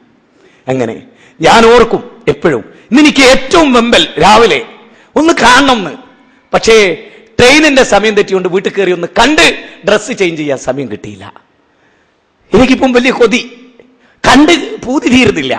നമുക്ക് അങ്ങനെ ഇടക്കിടക്ക് ഞാൻ എൻ്റെ മോളെ വാരിയെടുക്കും. ഞാൻ അള്ളാഹിനോട് പറയും, റബ്ബേ എനിക്ക് നീ 3 പെൺകുട്ടികളെ തന്നു, എത്ര പെൺകുട്ടികളെയും തന്നോ, ഞാൻ പോറ്റിക്കോളാം, എനിക്ക് സ്വർഗം വേണം. മക്കളെ നീ തിരിച്ചു വിളിക്കരുത്. എൻ്റെ മോള് പ്രസവിച്ച് ആദ്യമായിട്ട് ICUവിൽ മരിക്കുമെന്ന് പറഞ്ഞു ഡോക്ടറിനോട്. മരിക്കുമെന്ന് പറഞ്ഞ് ഞാൻ വിസ എടുത്ത് ടിക്കറ്റ് എയർപോർട്ടിൽ പോകാൻ നിൽക്കുകയാണ്. ഒരു സ്ഥാപനത്തിന് വേണ്ടി, ഷിർക്കിന്റെ ഒരു കൂടാരത്തിൽ ഒരു പള്ളി ഉണ്ടാക്കാൻ വേണ്ടി. ഞാൻ അള്ളാഹിനോട് ചോദിച്ചു, ഞാൻ എന്ത് ചെയ്യണം? എൻ്റെ മോൾ ICUവിൽ, ഞാൻ എങ്ങോട്ട് പോകണം? ഞാൻ പോയി, ദുബായിക്ക് പോയി. 24 ദിവസം പടച്ചോൻ ജീവച്ചാവുമായി എങ്ങനെ തന്ന്, ഇപ്പൊ തന്ന്, നല്ല നിരക്ക് തന്ന്. ഞാൻ മോളെ വാരിയെടുത്ത് പറയും, പടച്ചോനെ ഇതെനിക്ക് തന്നേക്കണേ, നീ കൊണ്ടുപോയല്ലേ, തന്നേക്കണേ, ഞാൻ പോറ്റിക്കോളാം, നീ പറഞ്ഞ പോലെ പോറ്റിക്കോളാം, നീ പറഞ്ഞ പോലെ അല്ലേ. ഇടക്ക് റസൂല് പറയാറുണ്ടായിരുന്നു, മക്കളെ വാരിയെടുത്തിട്ട് പറയും, റബ്ബേ ഞാൻ എൻ്റെ മക്കളെ സ്നേഹിക്കുന്നുണ്ട്, നീയും സ്നേഹിക്കണേ. അതൊരു സുന്നത്താണ്, നമ്മൾ പറയണം. പടച്ചോനെ എൻ്റെ മക്കള്, ആ മക്കളെ എങ്ങനെ കൊല്ലാൻ കഴിഞ്ഞ്, എങ്ങനെ വിഷം കൊടുക്കാൻ കഴിഞ്ഞ്, എങ്ങനെ തല്ലാൻ കഴിഞ്ഞ്, എങ്ങനെ കഴുത്തും ചിരിക്കാൻ കഴിഞ്ഞ്, എങ്ങനെ മോളെ ബലാത്സംഗം ചെയ്യാൻ കഴിഞ്ഞ്? ഇസ്ലാമില്ലാത്തത് കൊണ്ടല്ലേ, ദീനില്ലാത്തത് കൊണ്ടല്ലേ? എങ്ങനെ അവർക്ക് സാധിച്ച്? അസർ കഴിഞ്ഞിട്ട് കൂടുതലൊന്നും പള്ളിയിലിരിക്കാതെ നബിക്കേണ്ട ഒരു പോക്ക്, അസർക്കാരം കഴിഞ്ഞ ഒരു പോക്ക്, ഒരു കുന്നിന്റെ ചരിവിലൂടെ ഇങ്ങനെ കയറിപ്പോ. സഹാബികൾ നോക്കും, ഓ ഇത്രയൊക്കെ പ്രായമായിട്ട് എന്തിനാണ് ഈ നബി ഇങ്ങനെ കഷ്ടപ്പെട്ട് ഇത്ര വേഗത്തിൽ ഇങ്ങനെ പോണത്? അങ്ങനെ ഓടി അവിടെ കുന്നു ചെല്ലും. ഇബ്രാഹിം നബിന്റെ മോന് അവിടെ ചെന്നിട്ട് ഒരാളെടുത്ത് പോറ്റാൻ കൊടുത്തതാ. അവിടെ ചെല്ലും, മോനെങ്ങനെ ഭാര്യ എടുക്കും, ഉമ്മ കൊടുക്കും, താരാട്ട് പാടും, കയ്യിലിട്ട് കളിപ്പിക്കും. എല്ലാം കഴിഞ്ഞ് നബി തിരിച്ചു പോരും. എല്ലാ ദിവസവും ഇബ്രാഹിം മരിച്ചിട്ട് നബിന്റെ കയ്യിൽ ഇങ്ങനെ താങ്ങിയെടുത്തു. മോനെ ഇബ്രാഹിം, നിന്റെ മരണം എനിക്ക് അഗാധമായി വേദന ഉണ്ടാക്കുന്നുണ്ട് മോനെ. എനിക്ക് തന്ന ആൺകുട്ടികളൊക്കെ അള്ളാഹ് തിരിച്ചെടുത്തപ്പോ എനിക്ക് വേദനയുണ്ട് മോനെ. പക്ഷെ അള്ളാഹ്ക്ക് ഇഷ്ടപ്പെടാത്തൊന്നും ഞാൻ പറയില്ല. അങ്ങനെ ഒരു മക്കളുണ്ടോ നമുക്ക്? യാ ബുനയ്യ യാ ബുനയ്യ അഖിമിസ് സ്വലാ വഅ്മുറു ബിൽ മഅറൂഫ് വഅൻഹാ അനിൽ മുൻകർ. മോനെ നിസ്കാരം നിലനിർത്തണേ മോനെ, സകാത്ത് കൊടുക്കണേ മോനെ, സദാചാരം കൽപ്പിക്കണേ മോനെ, ദുരാചാരം വിരോധിക്കണേ മോനെ, ക്ഷമിക്കണേ മോനെ എന്ന് പറയാൻ മക്കളെ വിളിച്ചേർത്ത് കിട്ടുന്നുണ്ടോ? നീ നമുക്ക് എന്ത് സന്തുഷ്ട കുടുംബമാണ് നമുക്കുള്ളത്. ബാപ്പ അങ്ങോട്ട് വിളിക്കുമ്പോ പോടാ എന്ന് പറഞ്ഞിട്ട് അങ്ങോട്ട് പോകുന്ന മക്കളല്ലേ നമുക്കുള്ളത് അല്ലേ? ഞാൻ ഈ കഴിഞ്ഞ ദിവസം ഒരു മൊബൈലിലെ റിംഗ് ടോൺ കേട്ട്, ആ റിംഗ് ടോൺ എനിക്ക് ആശ്ചര്യം തോന്നിപ്പോയി. ഫോൺ എടുക്കടാ റിംഗ് ടോൺ. നാലാമത്തെ എന്താ അറിയോ? ഫോൺ എടുക്കടാ ഡേഷിന്റെ പൊനേന്ന്. ബാപ്പയാണ് ആ ഫോൺ എടുക്കുന്നെങ്കിൽ എന്താ പറയുന്നത്? ഈ ഫോണ്, മകന്റെ ഈ ഫോണ് ബാപ്പാന്റെ കയ്യിലെക്കുമ്പോ മുഖം വിളിക്കുക, ഫോൺ എടുക്കടാ ഡേഷിന്റെ മോനെ. എന്താണ് നമ്മുടെ യുഗം? മക്കളുടെ റിംഗ് ടോണ്, ഖുർആനായത്ത് റിംഗ് ടോൺ വെക്കുന്നവരുണ്ട്, ഹറാമാണ്. ഖുർആന്റെ ആയത്ത് റിംഗ് ടോൺ വെക്കരുത്, പാപമാണ്. അള്ളാന്റെ ഖുർആൻ ഓതിക്കെട്ടാൽ തീർത്ത് കേൾക്കണം എന്നാ ഖുർആൻ പറഞ്ഞു. ആയത്ത് ഇങ്ങനെ ഓതി വരുമ്പോൾ എക്കും പറഞ്ഞ് കട്ടാക്കുക പാടില്ല, അപകടമാണ്. ഇനി ഫോൺ ചെയ്യുന്ന ആയത്ത് കേൾക്കാം, ഫോൺ എടുക്കുന്ന കേൾക്കാം, രണ്ടും തെറ്റാ. ഫോൺ റിംഗ് ടോൺ ആയിട്ട് ആയത്തും വരാൻ പാടില്ല, ഇയാൾ കേൾക്കുന്നതും ആയത്തായി വരാൻ പാടില്ല, വിളിക്കുന്നതും കേൾക്കുന്നതും ആയത്തായി വരാൻ പാടില്ല. സെലഫി പണ്ഡിതന്മാര് കിതാബ് എഴുതിയിട്ടുണ്ട് അതിനെ കുറിച്ച്. ഇപ്പോ പുതിയ അവരൊന്നും വെറുതെ ഇരിക്കുകയല്ല, ഞമ്മളുമായി ഇങ്ങനെ നടക്കുകയല്ല. അതുകൊണ്ട് മൊബൈൽ സൂക്ഷിക്കണം. ഞാൻ കഴിഞ്ഞ ആഴ്ച നിരന്തരമായി മൊബൈൽ വന്നുകൊണ്ടിരുന്നു. അന്ന് എന്റെ ഭാര്യ എന്നോട് പിണങ്ങി. നിരന്തരമായി അന്ന് എല്ലാ ദിവസമുള്ളതിനേക്കാൾ കൂടുതൽ ഞാൻ പലപ്പോഴും വിചാരിക്കും, അധിക സമയം പ്രസംഗത്തിലായിരിക്കും. എല്ലാവരും പരാതി പറയും, എത്ര വിളിച്ചിട്ട് കിട്ടില്ലല്ലോ ബാലുശ്ശേരി, എന്താ ഇത്, ഒരു റെസ്പെക്റ്റും ഇല്ലല്ലോ, ഒരു ഉത്തരവാദിത്വം ഇല്ലല്ലോ, എന്താ ഇത്. അവർക്കറിയില്ല, പ്രസംഗം സൈലന്റിലായിരിക്കും, എല്ലാം അറ്റൻഡ് ചെയ്യാൻ കഴിയില്ല. ഒരു ദിവസം ഇപ്പൊ ഇന്ന് 4 പ്രസംഗം എനിക്കുള്ളത്, ചുരുങ്ങിയത് 4-2 8 മണിക്കൂർ പ്രസംഗിച്ചില്ലേ.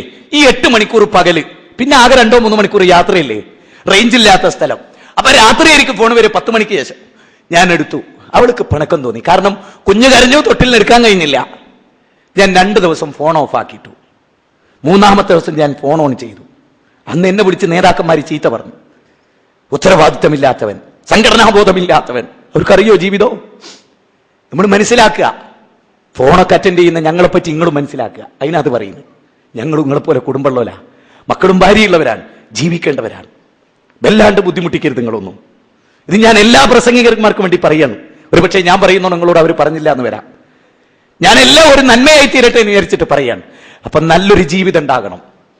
നബി കരീം സല്ലല്ലാഹു അലൈഹി വസല്ലം പറഞ്ഞു, ഭർത്താവിന്റെ തൃപ്തി ലഭിച്ച് സ്വർഗ്ഗത്തു അൻഹാ റാദിൻ ദഖലത്തിൽ ജന്ന, അവർക്ക് സ്വർഗം കിട്ടും. ഖുർആന് ഒരു കാര്യം പറഞ്ഞു, ഭാര്യനെയും മക്കളെയും ഒക്കെ പിടിച്ച് സ്വർഗത്തിലേക്ക് പോകുന്ന ഒരു കാര്യം, കയ്യും പിടിച്ച് ഷോപ്പിംഗ് കോംപ്ലക്സിലേക്ക് പോകുന്ന ഒരു കാര്യം അല്ലേ? യാ അയ്യുഹല്ലദീന ആമനൂ ഖു അൻഫുസകും വഅഹ്ലീകും നാറാ വഖുദുഹാ അന്നാസു വൽ ഹിജാറ അലൈഹാ മലായികത്തുൻ ഇലാലുൻ ശിദാദുൻ ലാ യഹ്സൂനല്ലാഹ്. വിശുദ്ധ ഖുർആൻ 66-ാം അധ്യായം 6-ാമത്തെ വചനത്തിൽ പറയാണെന്ത്? സത്യവിശ്വാസികളെ, നിങ്ങൾ നിങ്ങളെയും നിങ്ങളുടെ കുടുംബത്തെയും നരകത്തുനിന്ന് കാത്തുകൊള്ളണം. നരകം അത് വല്ലാത്ത, അവിടെ അഗ്നിജ്വാലകളുള്ള കരിങ്കല്ലുകൾ കത്തിക്കപ്പെടുന്നതാണ് ആ നരകം. ആ നരകത്ത് നിങ്ങൾ നിങ്ങളുടെ കുടുംബത്തെ കാക്കണം. അബൂ ഹുറൈറ റളിയല്ലാഹു അൻഹു അദ്ദേഹത്തിന്റെ വീടിനെ പറ്റി പറയാൻ, സന്തുഷ്ട കുടുംബമാണ് നമ്മൾ പറയുന്നത്. അദ്ദേഹത്തിന്റെ വീട്, ഉമ്മ മുശ്രിക്കത്തായിരുന്നു. നിരന്തരമായി തൗഹീദ് പറഞ്ഞ് ഉമ്മാക്ക് തൗഹീദ് കിട്ടി നിരന്തരമായി. അപ്പോ ഉമ്മ മുസ്ലിമായി, ഭാര്യ മുസ്ലിമായി, മകള് മുസ്ലിമാണ്. അപ്പൊ അദ്ദേഹം രാത്രി ഒരു 10 മണി 11 മണിക്ക് ശേഷം ഒന്നുറങ്ങി, ഒരു ഉണ്ണിയോർക്കുറങ്ങി എണീക്കും. എഴുന്നേറ്റിട്ട് അദ്ദേഹം തഹജ്ജുദ് നിസ്കരിക്കാൻ തുടങ്ങും. ദീർഘമായി തഹജ്ജുദ് നിസ്കരിച്ച് അവസാനിക്കാറാവുമ്പോൾ ഭാര്യയെ വിളിച്ചുണർത്തും. എന്നിട്ട് ഭാര്യ തഹജ്ജുദ് നിസ്കരിച്ച് അവസാനിക്കാറാവുമ്പോൾ രാത്രിയുടെ ഏറ്റവും അവസാനം ഉണ്ടല്ലോ, മകളെ വിളിച്ചുണർത്തി തഹജ്ജുദ് നിസ്കരിപ്പിക്കും. സന്തുഷ്ട കുടുംബം നടത്തുന്നവർ ആലോചിക്കണം. മകൾക്ക് സ്വർണ്ണാഭരണം നൽകിയിട്ടുണ്ടായിരുന്നില്ല അബൂ ഹുറൈറ റളിയല്ലാഹു അൻഹു. അപ്പൊ കൂടെയുള്ള കൂട്ടുകാരികൾ പറഞ്ഞു, ഞങ്ങളൊക്കെ ആഭരണം ധരിച്ചിട്ടുണ്ടല്ലോ, നിനക്കെന്താ നിന്റെ ബാപ്പ തരാച്ച്? അങ്ങനെ മകള് വന്നിട്ട് ബാപ്പാനോട് പരാതി പറയും, അബൂ ഹുറൈറ റളിയല്ലാഹു അൻഹു പരാതി പറയും. ബാപ്പ പറയും, മോളെ, ബാപ്പ നിനക്ക് സ്വർഗത്തിലേക്ക് വേണ്ടിയുള്ളതാ കരുതി വെച്ച്. റസൂലുള്ളാഹി സ്വല്ലല്ലാഹു അലൈഹി വസല്ലം പറഞ്ഞു, ഒരു പിതാവ് മക്കൾക്ക് നൽകുന്ന ഏറ്റവും വലിയ അമൂല്യമായ സമ്മാനം സൽസ്വഭാവമാകുന്നു, ഇസ്ലാമാകുന്നു. നമുക്ക് കൊടുക്കാൻ കഴിഞ്ഞു? മദ്രസക്ക് 15 റുപ്യ വരിസംഖ്യ കൊടുക്കാൻ എന്ത് ബുദ്ധിമുട്ടാ നമുക്ക്? 1500 റുപ്യ ട്യൂഷൻ സെന്ററിൽ ഇംഗ്ലീഷ് പഠിക്കാൻ കൊടുത്ത്, ഒരു മടിയില്ലാതെ ബാപ്പാന്റെ മയ്യത്ത് നിസ്കരിക്കാൻ മകനെങ്ങനെ പഠിക്കും? മകനെ പഠിപ്പിച്ചോ?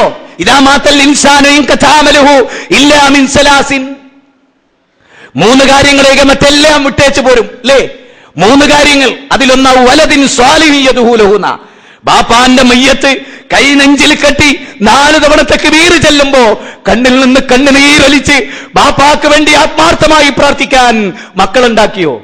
അതുകൊണ്ട് എനിക്ക് നിങ്ങളോട് ഞാൻ ഇന്ന് നിങ്ങളോട് പറയാണ്, ഞാൻ ഇന്ന് മരിച്ചാൽ നിങ്ങൾ ഇത് ഓർക്കണം. ഇന്ന് നിങ്ങൾ ചെല്ലുക, വീട്ടിൽ ചെല്ലുക, മക്കളെയൊക്കെ വിളിച്ചു വരുത്തുക. മക്കളെ, ബാപ്പന്ന് രാത്രി മരിച്ച എന്റെ മയ്യത്ത് കുളിപ്പിക്കാൻ അറിയോ നിങ്ങൾക്ക്? ചോദിക്കണം. എന്റെ മയ്യത്ത് കുളിപ്പിക്കാൻ അറിയോ നിങ്ങൾക്ക്? അതിന് മൊയിലിയാർക്ക് 500 റുപ്യ കൊടുക്കേണ്ടി വരുമോ? അത് ഞാൻ സമ്പാദിച്ചെന്ന്? എന്തൊരു ദുര്യോഗമാണ്. എന്നിട്ട് മക്കളോട് ചോദിക്കണം, മയ്യത്ത് നിസ്കരിക്കാൻ അറിയോ? മക്കള് ബാപ്പാരോട് ചോദിക്കണം, പാപ്പാ നിങ്ങൾ ജീവിച്ചിരിക്കുമ്പോൾ ഞാൻ മരിച്ച എന്റെ മയ്യത്ത് നിങ്ങൾക്ക് നിസ്കരിക്കാൻ അറിയോ? എല്ലാരും മരിച്ചു പോകില്ലേ? സന്തുഷ്ട കുടുംബാകണമെങ്കിൽ ഇസ്ലാം അനുസരിച്ച് ജീവിക്കണം.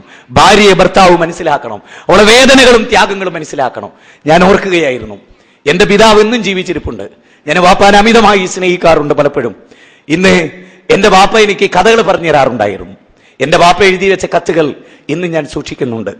ഇന്നും എനിക്ക് വാപ്പ എന്നും ഒരു രോമാഞ്ചമായി. എന്റെ ജീവിതത്തിന്റെ വിജയവും മുന്നേറ്റവും എന്റെ പേര് പോലും ആ മനുഷ്യനാണ് തെരഞ്ഞെടുത്ത്. 34 കൊല്ലങ്ങൾക്ക് മുമ്പ് ഞാൻ അദ്ദേഹം എനിക്കിപ്പോഴും ഓർമ്മ പോലെ റമളാനിന്റെ പകലുകളിൽ ഏറ്റവും കരയുന്നൊരു മോനായിരുന്നു അത്രയും ഞാൻ. ഇന്നും അത് തുടരുകയാണ്. എനിക്കറിയില്ല എന്തുകൊണ്ട്. അങ്ങനെ ചെറിയ കുട്ടികളായിരുന്നു ഉമ്മാക്ക്. 2 കൊല്ലം കൂടുമ്പോൾ മക്കളുണ്ടായി. 7 മക്കൾ. 7 മക്കളും സെലഫികളാണ്. 4 ആള് പ്രഭാഷകന്മാരാണ്. ബാപ്പാക്ക് സന്തോഷിക്കാം. ഞാൻ എപ്പോഴും ബാപ്പാന്റെ അഭാവത്തിൽ പറയും ബാപ്പാന്റെ മഹത്വം. എനിക്ക് ഓർക്കുമ്പോൾ ബാപ്പ പറയുമായിരുന്നു, ഉറങ്ങാതെ രാത്രി ജോലി കഴിഞ്ഞ് 12 മണിക്കൊക്കെ വന്നിട്ട് 10 മണിക്കാണ് മീനും ഇതെല്ലാം കൊണ്ടുപോയി കൊടുക്കുക. അന്ന് അമ്മിമേൽ അരച്ച് വിരലിലിടിച്ച് ഒക്കെ ചെയ്യണം.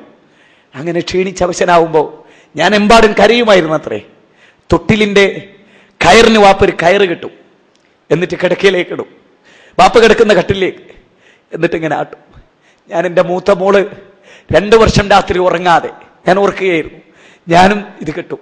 ഞാൻ വാപ്പാനെ ഓർക്കും, ആട്ടിക്കൊണ്ടിരിക്കും. ഭാര്യനോട് ഞാൻ പറയും, നീ ക്ഷീണിത, നീ കിടന്നോ, ഞാൻ ആട്ടിക്കൊള്ളാം. പകല് സുബഹി കഴിഞ്ഞിട്ട് ഞാൻ കുറച്ച് ഉറങ്ങിക്കൊള്ളാം. ജീവിതമാണ്, അറിഞ്ഞു വേണം പെരുമാറാൻ. നമ്മളാരും മുത്തക്കികളല്ല, നമ്മളാരും പ്രവാചകന്മാരല്ല, പക്ഷെ അറിഞ്ഞു വേണം ഇടപെടാൻ. ഇബ്രാഹിം നബി അലൈഹി സ്വലാത്തു വസ്സലാം മക്കയിൽ വന്നു. മക്കയിൽ വന്നപ്പോ മരുമകള് ഇസ്മായിൽ നബീനെ കുറിച്ച് ഒരുപാട് പരാതി പറഞ്ഞു. ഇല്ലാ പാട്ടുകള്, തരില്ല, ഇത് തരില്ല, ആ സുഖല്ല, ഈ സുഖല്ല, അങ്ങനെയല്ല ഇങ്ങനെയല്ല എന്നൊക്കെ പറഞ്ഞ് ഇബ്രാഹിം നബി അലൈഹി സ്വലാത്തു വസ്സലാം തിരിച്ചിറങ്ങുമ്പോൾ പറഞ്ഞ് ഉമ്മറപ്പടി മാറ്റി വെക്കാൻ പറയണം കേട്ടോ, ഉമ്മറപ്പടി മാറ്റി വെക്കാൻ പറയണം. ഇസ്മായിൽ നബി അലൈഹി സ്വലാത്തു വസ്സലാം വന്നപ്പോ പറഞ്ഞ് ഉമ്മറപ്പടി മാറ്റി വെക്കാനാ പറഞ്ഞു. ഇസ്മായിൽ നബി ചോദിച്ചു, എന്റെ ബാപ്പ പറഞ്ഞതിന്റെ അർത്ഥം മനസ്സിലായ എനിക്ക്? അന്നെ ഡൈവേഴ്സ് ചെയ്യാനാ പറഞ്ഞു, ഇജ്ജ് നല്ല ഭാര്യയല്ല. അങ്ങനെ ഒഴിവാക്കി. 2ാമതൊരു കല്യാണം കഴിച്ചു അദ്ദേഹം. പിന്നീട് ഇബ്രാഹിം നബി 4 തവണ മക്കത്ത് വന്നിട്ടുണ്ട്. ഇബ്രാഹിം നബി പിന്നീട് വരികയാണ്. 3ാമത്തെ തവണയുടെ വരവ്, ഈ വീട്ടിൽ 2ാമത്തെ വരവ്. അങ്ങനെ വന്ന് മരുമകൾ നല്ല നിലക്ക് സ്വീകരിച്ച്, നല്ല നിലക്ക് ഇരുത്തി, ഉള്ള സൗകര്യത്തിനൊക്കെ എല്ലാം കൊടുത്ത്, ഒരു പരാതിയില്ല. ചോദിച്ചു ഇബ്രാഹിം നബി, മോളെ സുഖാണോ, മോനെങ്ങനെയുണ്ട്, എന്തായിരുന്നില്ലേ അവരുടെ ജീവിതം, എങ്ങനെയുണ്ട്? നല്ലതാ വാപ്പ, നല്ല മനുഷ്യനാ, നല്ലതാ. ഇബ്രാഹിം നബി അലൈഹി സ്വലാത്തു വസ്സലാം പോകാൻ നേരം പറഞ്ഞു, മോളെ ഉമ്മറപ്പടി ഉറപ്പിച്ച് നിർത്താൻ പറ എന്ന് പറഞ്ഞാൽ നിന്നെ ഭാര്യയായി തന്നെ ജീവിച്ചു മരിക്കാൻ പറ എന്ന് പറഞ്ഞു. എന്തായിരിക്കും അല്ലേ സ്ത്രീകളെ നമ്മുടെ ജീവിതം എന്താണ് നോക്ക്. നബി സല്ലല്ലാഹു അലൈഹി വസല്ലം എന്നും മോളെ കാണാൻ ചെല്ലും. ഫാത്തിമ ബീവിനെ സലാം പറഞ്ഞ് നബി കെട്ടിപ്പിടിക്കൂ, നബി മോളെ ചുംബിക്കൂ. തിരിച്ചു അങ്ങനെ തന്നെ. മരിക്കാൻ നേരം നബി സല്ലല്ലാഹു അലൈഹി വസല്ലം മരിക്കാൻ നേരമോ ഫാത്തിമ ബീവിക്ക് നബിന്റെ വെപ്രാളം കണ്ട് കരഞ്ഞു. ഇവിടെ വാ ഫാത്തിമ, മോളെ ഞാൻ മരിച്ചാല് എന്റെ അടുത്ത് ആദ്യം വരിക നീയായിരിക്കും മോളെ. സ്വർഗസ്ഥ സ്ത്രീകളെ ആനയിക്കാനുള്ള പെർമിഷൻ നിനക്കായിരിക്കും മോളെ. ഫാത്തിമ ബീവി ചിരിച്ചു. മരിക്കാൻ പോകുന്നതിനെ കുറിച്ച് നബി പറഞ്ഞപ്പോ ഫാത്തിമ ബീവി കരഞ്ഞു. ആ ഫാത്തിമ ബീവിയെ നബി എന്നും കാണാൻ ചെല്ലും ചില സമയത്തൊക്കെ. അങ്ങനെ ഒരിക്കലും ചെന്നപ്പോ ഫാത്തിമ ബീവി ആകെ ബേജാറായി, മുഖമൊക്കെ വീർത്തിങ്ങനെ നിൽക്കുക. നബിക്ക് മനസ്സിലായി മരുമകനായിട്ട് തെറ്റിയതാണ്. എന്നിട്ട് അലിയാർ തങ്ങൾ പിണങ്ങി, നിങ്ങൾ ആലോചിച്ചോണ്ട് ഒരു ഖലീഫ പിണങ്ങി മസ്ജിദ് നബവിയുടെ ഓരത്ത് മണലിൽ കൈ ഇങ്ങനെ വെച്ചിട്ട് അവിടെ കിടന്ന്. ഇന്നത്തെ കാലത്താണെങ്കിലോ, മോളെ എന്നെ 18 കൊല്ലം ഞാൻ പോറ്റിയിട്ടുണ്ട്, 18 കൊല്ലം ഞാൻ പോറ്റിയിട്ടുണ്ട്, അതുകൊണ്ട് ഇനിയും നിന്നെ പോറ്റാ എനിക്കറിയാം, അയാളും നടന്നുവിട്ടേന്ന് ഇല്ലേ, വേറെ എത്ര ആൾക്കാരെ കിട്ടു, അത് എന്നെ പെട്ടുപോയതാ, ജിങ് പോര് എന്ന്. നബി അങ്ങനെയല്ല. നബി സല്ലല്ലാഹു അലൈഹി വസല്ലം വേഗം മോളെ ഒഴിവാക്കി നേരെ അങ്ങോട്ട് മരുവന്റെ അടുത്തേക്ക് ചെന്ന് എന്നിട്ട് നബി കരീം സല്ലല്ലാഹു അലൈഹി വസല്ലമ അലിയാർ തങ്ങൾ കിടക്കുന്നിടത്ത് എന്നിട്ട് ഇങ്ങനെ കുനിഞ്ഞ് നബി ഇങ്ങനെ കുനിഞ്ഞിരുന്നിട്ട് ആ ഷോൾഡറിൽ കൂടി ഇങ്ങനെ തടവിട്ട്, എന്തേ ഇത് യാ അബാ തുറാബ്, മണ്ണിന്റെ എഴുന്നേക്ക് ചെല്ല്, വേഗം വീട്ടിലേക്ക് ചെല്ല് എന്ന് പറഞ്ഞ് വീട്ടിലേക്ക് പറഞ്ഞയച്ചു. അവരുടെ പിണക്കം മാറി. ഇവിടെ ഞാൻ ഒരു കാര്യം കൂടെ പറഞ്ഞ് അവസാനിപ്പിക്കാൻ, എന്റെ വിഷയം എവിടെ എത്തിയിട്ടില്ല എന്ന് എനിക്കറിയാം, ഞാൻ അവസാനിപ്പിക്കാൻ.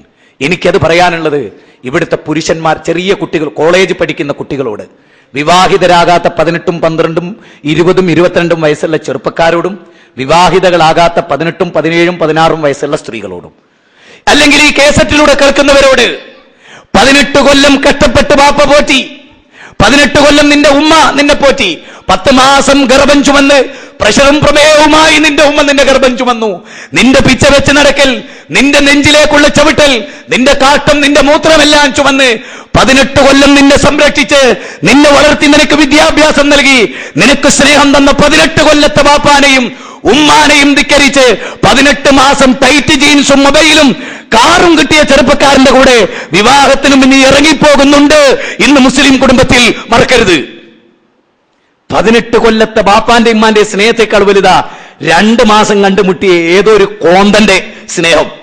അതൊന്നും എനിക്ക് ഇവിടെ ആണുങ്ങളോടും പറയാണ്ട്, 18 കൊല്ലം പോറ്റിയ ബാപ്പാനോടുള്ള സ്നേഹം, ഉമ്മാനോടുള്ള സ്നേഹത്തെക്കാൾ 2 മാസം മൊബൈലും പിടിച്ചൊരുത്തൻ ചുറ്റിയേർന്നപ്പോ, ടൈറ്റ് ജീൻസ് ഇട്ട് വന്നപ്പോ ഓനക്കങ്ങ് പിടിച്ചുകയില്ലേ?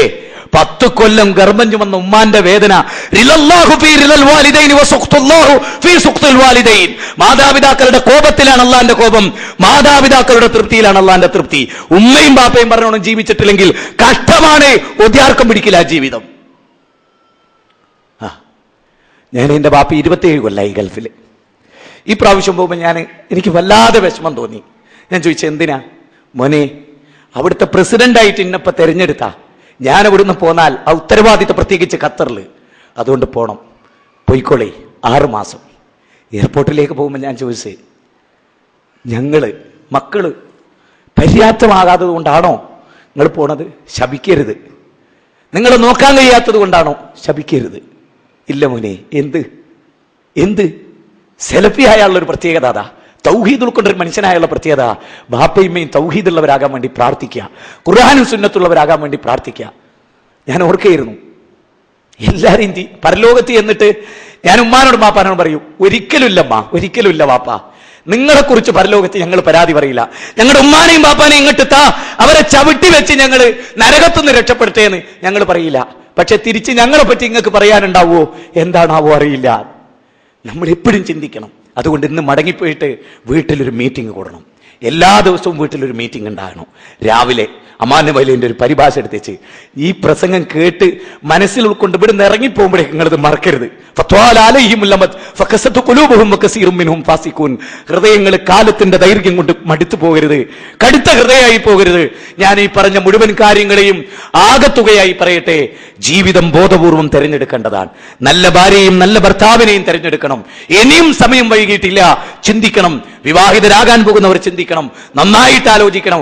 ഈ വിഷയത്തിലൊന്നും അറിവില്ലെങ്കിൽ അറിവുള്ളവരോട് ചോദിച്ച് പഠിക്കണം. നിങ്ങൾ ഏത് സമയം ഈ വിഷയത്തിൽ പണ്ഡിതന്മാരെ ബന്ധപ്പെട്ടോളൂ. നമ്മുടെ പണ്ഡിതന്മാർ റെഡിയാണ്. പഠിക്കുക, മനസ്സിലാക്കുക. ഇനി കുടുംബത്തിലെ വല്ല പ്രശ്നങ്ങളും ഉണ്ടോ? അതായത് ഖുർആനും സുന്നത്തും ഒക്കെ അറിയുന്ന, മനഃശാസ്ത്രമൊക്കെ അറിയുന്ന നല്ല പണ്ഡിതന്മാരുണ്ട് നമ്മുടെ കൂട്ടത്തിൽ. അവരെ മുമ്പിൽ ഇടയ്ക്കൊക്കെ ഒന്ന് വന്നിരിക്കുക, കാര്യങ്ങളൊക്കെ പറയുക, പരസ്പരം ഒരു കൗൺസിലിംഗ് ഉണ്ടാക്കുക, അങ്ങോട്ടും ഇങ്ങോട്ടും ഒക്കെ ഇടയ്ക്കൊക്കെ വിട്ടുവീഴ്ച ചെയ്തു കൊടുക്കുക. ഭാര്യ ഭർത്താവിനും ഭർത്താവ് ഭാര്യക്കും വസ്ത്രമാണ് അല്ലേ? 2-ാം അധ്യായം സൂറത്ത് ബഖറ 187. സാധാരണ കേട്ടതാ, അതുകൊണ്ടാണ് ഞാൻ അതൊക്കെ സാധാരണ നമ്മൾ കേട്ടതാണ്. ഭാര്യ ഭർത്താവിനും ഭർത്താവ് ഭാര്യക്കും വസ്ത്രമാണ്. അങ്ങനെ അങ്ങോട്ടും ഇങ്ങോട്ടും വസ്ത്രങ്ങളെപ്പോലെ പരസ്പരം സ്നേഹിച്ചു മറിഞ്ഞും ഇടയ്ക്കൊക്കെ ഉമ്മാനെയും ഒക്കെ ഒന്ന് ചെന്ന് കണ്ട്, എടി നമുക്കിന്ന് ഉമ്മന്റെ അടുത്ത് കൂടാ, നമുക്കിന്ന് ബാപ്പാന്റെ അടുത്ത് കൂടാ, സന്തോഷം, ശരി നമുക്ക് പോവാം.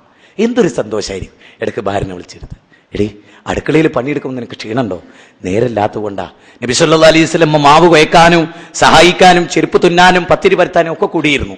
നബി അതിന് സമയം കണ്ടെത്തിയിരുന്നു. ഞാനും അങ്ങനെ കണ്ടെത്തേണ്ട ആൾ തന്നെയാണ്. സമയമില്ലാത്തതുകൊണ്ടാണ്. നീ മാപ്പാക്കണം. വേറെന്താ നിനക്ക് ഞാൻ ചെയ്തു തരേണ്ടത്? ഒക്കെ ചെയ്യാം. അലക്കാം, നമുക്ക് അലക്കാം. ഭക്ഷണം ഉണ്ടാക്കാം.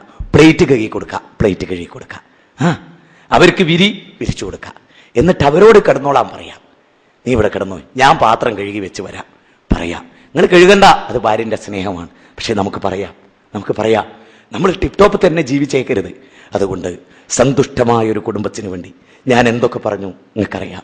ഇതിവിടെ റെക്കോർഡാണ്, നിങ്ങൾ കേട്ടു. ഒരു മുസ്ലിമിന്റെ ജീവിതം പച്ചയായി തുറന്നു വെക്കപ്പെട്ടൊരു ജീവിതം അതായിത്തീരട്ടെ എന്ന് ഞാൻ ആഗ്രഹിക്കുന്നു. ഇനി ഞാൻ ദീർഘിച്ച് സംസാരിക്കുന്നില്ല. എനിക്ക് എല്ലാവരോടും പറയാനുള്ളത്, ഇന്ന് കേട്ട ക്ലാസ് നിങ്ങളൊരു സാധാരണ ക്ലാസ്സായി എടുക്കരുതെന്ന് എനിക്ക് അഭിപ്രായമുണ്ട്. മനസ്സിൽ ശരിക്കും കൊണ്ട് തട്ടി എല്ലാവരും മക്കളെയും ഭാര്യനെയൊക്കെ വിളിച്ചു വരുത്തി ഇടയ്ക്കിടയ്ക്ക് ഒരു കുടുംബയോഗം കൂടിക്കൂടെ?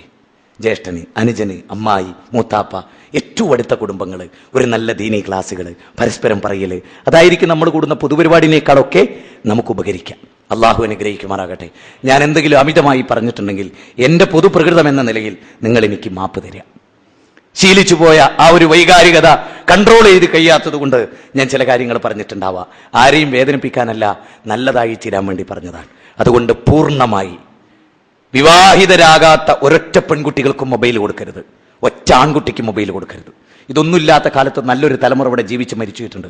ആർക്കും ഒരു പ്രയാസവും തോന്നിയിട്ടില്ല. അതുകൊണ്ട് അതുണ്ടാക്കുന്ന വലിയ ദുരന്തം. അതുപോലെ വീടിൻ്റെ ഉള്ളിൽ ഈ കമ്പ്യൂട്ടർ വെച്ച് കൊടുക്കുന്നത് വളരെ സൂക്ഷിക്കുക. കോമൺ ആയിട്ടൊരു സ്ഥലത്ത് വെച്ചാൽ മതി. മക്കളുടെ സ്വകാര്യ റൂമിൽ വേണ്ട. എല്ലാ അതിർവരമ്പുകളും വിട്ടിരിക്കുന്നു. മക്കളുടെ ബന്ധം അതാണ്. പിന്നെ മക്കൾ കോളേജിൽ പോകുമ്പോൾ അവർ ഏത് കോളേജിലാണ് പഠിക്കുന്നത് നമുക്കൊരു ഓർമ്മ വേണം. മകൻ ചേരാൻ പോയി, നമുക്ക് തന്നെ അറിയില്ല ഏത് കോളേജാണ്. പോണം, ആഴ്ചയിലൊരിക്കൽ. എൻ്റെ വാപ്പ എന്നെ ശ്രദ്ധിക്കുന്നുണ്ട്, എൻ്റെ ഉമ്മ എന്നെ ശ്രദ്ധിക്കുന്നുണ്ട്. ഇടയ്ക്ക് മക്കൾ ബാഗൊക്കെ കൊണ്ടുവെക്കുമ്പോൾ അതൊന്ന് ചെക്ക് ചെയ്യുക. മക്കളുടെ ബാഗ് മാതാപിതാക്കൾക്ക് ചെക്ക് ചെയ്യാം. സ്വകാര്യത പ്രശ്നമില്ല, ഇല്ല ഇല്ല. അതുപോലെ മകന്റെ ഫോണ് ഇങ്ങനെ എടുത്തു നോക്കുക. ബിനി, കിനി, ചിനി എന്നൊക്കെ പറഞ്ഞ കുറെ എണ്ണത്തിന്റെ പേര് കാണും. ഇതാരാടാ? അതിന്റെ ക്ലാസ്മേറ്റാ. ശരി, നിന്റെ ക്ലാസ്സിൽ എത്ര മീറ്റുകളുണ്ട്? 38 ഉണ്ട്. എന്താ 38 ഇല്ലാത്ത 2 എണ്ണത്തിന്റെ മാത്രം? എന്താ അവർക്ക് ബന്ധം? ഒന്ന് ഞാൻ കത്ത് ഓളെ കയ്യിൽ ഏൽപ്പിക്കല്, കൊടുക്കല് മറ്റോക്ക. അങ്ങനെ 2 ആളതാ. ചോദിക്കണം. ഞായറാഴ്ച ക്ലാസ് ഉണ്ട് എന്ന് പറഞ്ഞ് പോകുമ്പോ ഒന്ന് വയ്യാലെ പോവുക. ഇങ്ങോട്ടാണ്. അല്ലെങ്കിൽ ഞാൻ പറയണില്ല, അതുമായിട്ട് മക്കൾ തിരിച്ചു വരും. ബേജാറാണ്ടി വരും, വിഷമിക്കേണ്ടി വരും. അതുകൊണ്ട് മക്കളെ നേരെ ജാഗ്രത പുലർത്തി ഞാൻ പറയാ, യാ അയ്യുഹല്ലദീന ആമനൂ ഖു അൻഫുസകും വഅഹ്ലീകും നാറാ. മക്കളെ നരകത്തുനിന്ന് കാത്തുകൊള്ളണം. മക്കളെ പറയരുത്, യുബസ്സറൂനഹും യവദ്ദുൽ മുജ്രിമു ലൗ യഫ്തദി മിൻ അദാബി യൗമൈദിൻ ബിബനിഹി വസ്വാഹിബതിഹി വഅഖീഹി വഫസീലതിഹി അല്ലതി തുഹ്വീം വമൻ ഫിൽ അർളി ജമീഅൻ സുമ്മ യുംജി. പരലോകത്തിങ്ങോട്ട് ചെല്ലുമ്പോ എന്റെ ഭാര്യയും മക്കളെയും കുട്ടികളെയും എല്ലാരെയും ഞാൻ തരാം, അവരൊക്കെ ഈ നരകത്തിലിട്ടോ, ഇന്നൊന്ന് രക്ഷപ്പെടുത്തു എന്ന് പറയുന്ന അവസ്ഥ അവിടെ ഉണ്ടാകരുത്. മക്കൾക്ക് തിരിച്ചുണ്ടാകരുത്. 70-ാം അധ്യായം സൂറത്ത് മആരിജിൽ അല്ലാഹു പറയുന്ന, അള്ളാഹു കാത്തുരക്ഷിക്കുമാറാകട്ടെ. എല്ലാവിധ തിന്മകളിൽ നിന്നും അള്ളാഹു നമ്മെ കാത്തുരക്ഷിക്കുമാറാകട്ടെ. നാളെ മഹ്ശറയിൽ എരിപൊരി കൊള്ളുന്ന വെയിലത്ത് അർശിന്റെ തണൽ നൽകി അള്ളാഹു നമ്മെ അനുഗ്രഹിക്കുമാറാകട്ടെ. ന്യൂനപക്ഷ തീവ്രവാദങ്ങളിൽ നിന്നും ഭൂരിപക്ഷ തീവ്രവാദങ്ങളിൽ നിന്നും അള്ളാഹു നമ്മെ കാത്തുരക്ഷിക്കുമാറാകട്ടെ. നല്ല കുടുംബിനികളായി, നല്ല കുടുംബക്കാരായി ജീവിക്കാൻ അള്ളാഹു നമുക്കൊക്കെ സൗഭാഗ്യം തരുമാറാകട്ടെ. പരസ്പരം വിട്ടുവീഴ്ച ചെയ്തും പുറത്തു കൊടുത്തുകൊണ്ടും അങ്ങേയറ്റത്തെ സ്നേഹത്തോടെ കഴിയാൻ നമുക്ക് സാധിക്കുമാറാകട്ടെ. എല്ലാവിധ തെറ്റും മനുഷ്യരെന്നൽക്ക് സംഭവിച്ച തെറ്റുകൾ അള്ളാഹു നമുക്ക് പുറത്തു തരുമാറാകട്ടെ. നല്ല പിതാവാകാൻ പിതാക്കന്മാർക്കും, നല്ല മാതാവാകാൻ മാതാക്കന്മാർക്കും സാധിക്കുമാറാകട്ടെ. നല്ല ഭാര്യയായി, നല്ല മകളായി, നല്ല ഉമ്മയായി, നല്ല മരുമകളായി, നല്ല അമ്മായിയായി ജീവിക്കാൻ സ്ത്രീ സമൂഹത്തിന് അള്ളാഹു തൗഫീഖ് ചെയ്യുമാറാകട്ടെ. നല്ല മകനായി, മരുമകനായി, ബാപ്പയായി, ഭർത്താവായി, സഹോദരനായി, അയൽവാസിയായി ജീവിക്കാൻ അള്ളാഹു നമുക്ക് തൗഫീഖ് പ്രദാനം ചെയ്യുമാറാകട്ടെ. സന്തുഷ്ട കുടുംബത്തിലെ മെമ്പർമാരായി തീരാൻ അള്ളാഹു നമുക്ക് തൗഫീഖ് പ്രദാനം ചെയ്യുമാറാകട്ടെ. അമേരിക്കയുടെ ദുര്യോഗം കേരള മണ്ണിൽ ഇല്ലാതെ അള്ളാഹു നമ്മളെ സംരക്ഷിക്കുമാറാകട്ടെ. കുടുംബത്തോട് ആത്മഹത്യ ചെയ്യുന്ന മഹാദുരന്തത്തിൽ നിന്ന് അള്ളാഹു നമ്മെ കാത്തുരക്ഷിക്കുമാറാകട്ടെ. ജീവിതത്തിന്റെ പ്രാരാബ്ദങ്ങളെ നെഞ്ചൂക്കോടെ നേരിടാനുള്ള കരുത്ത് അള്ളാഹു നമുക്ക് പ്രദാനം ചെയ്യുമാറാകട്ടെ. ഈ ക്ലാസ് ജീവിതത്തിൽ എന്നേക്കുമായി വലിയ ഉപകാരപ്രദമായ ക്ലാസ് ആക്കി അള്ളാഹു പരിവർത്തിപ്പിക്കുമാറാകട്ടെ. അല്ലാഹു മഗ്ഫിർ ലിൽ മുഅ്മിനീന വൽ മുഅ്മിനാത്ത് വൽ മുസ്ലിമീന വൽ മുസ്ലിമാത്ത് അൽഹയ്യാഇ മിൻഹും വൽ അംവാത്ത്. റബ്ബനാ ഹബ് ലനാ മിൻ അസ്വാജിനാ വദുർരിയ്യാതിനാ ഖുർറത അഅ്യുനിൻ വജ്അൽനാ ലിൽ മുത്തഖീന ഇമാമാ. റബ്ബനാ ലാ തുസിഗ ഖുലൂബനാ ബഅദ ഇദ് ഹദൈതനാ വഹബ് ലനാ മിൻ ലദുൻക റഹ്മ ഇന്നക അൻതൽ വഹാബ്. اللهم يا مقلب القلوب ثبت قلوبنا على دينك. ربنا آتنا في الدنيا حسنة وفي الآخرة حسنة وقنا عذاب النار. آمين برحمتك يا أرحم الراحمين. السلام عليكم ورحمة الله وبركاته.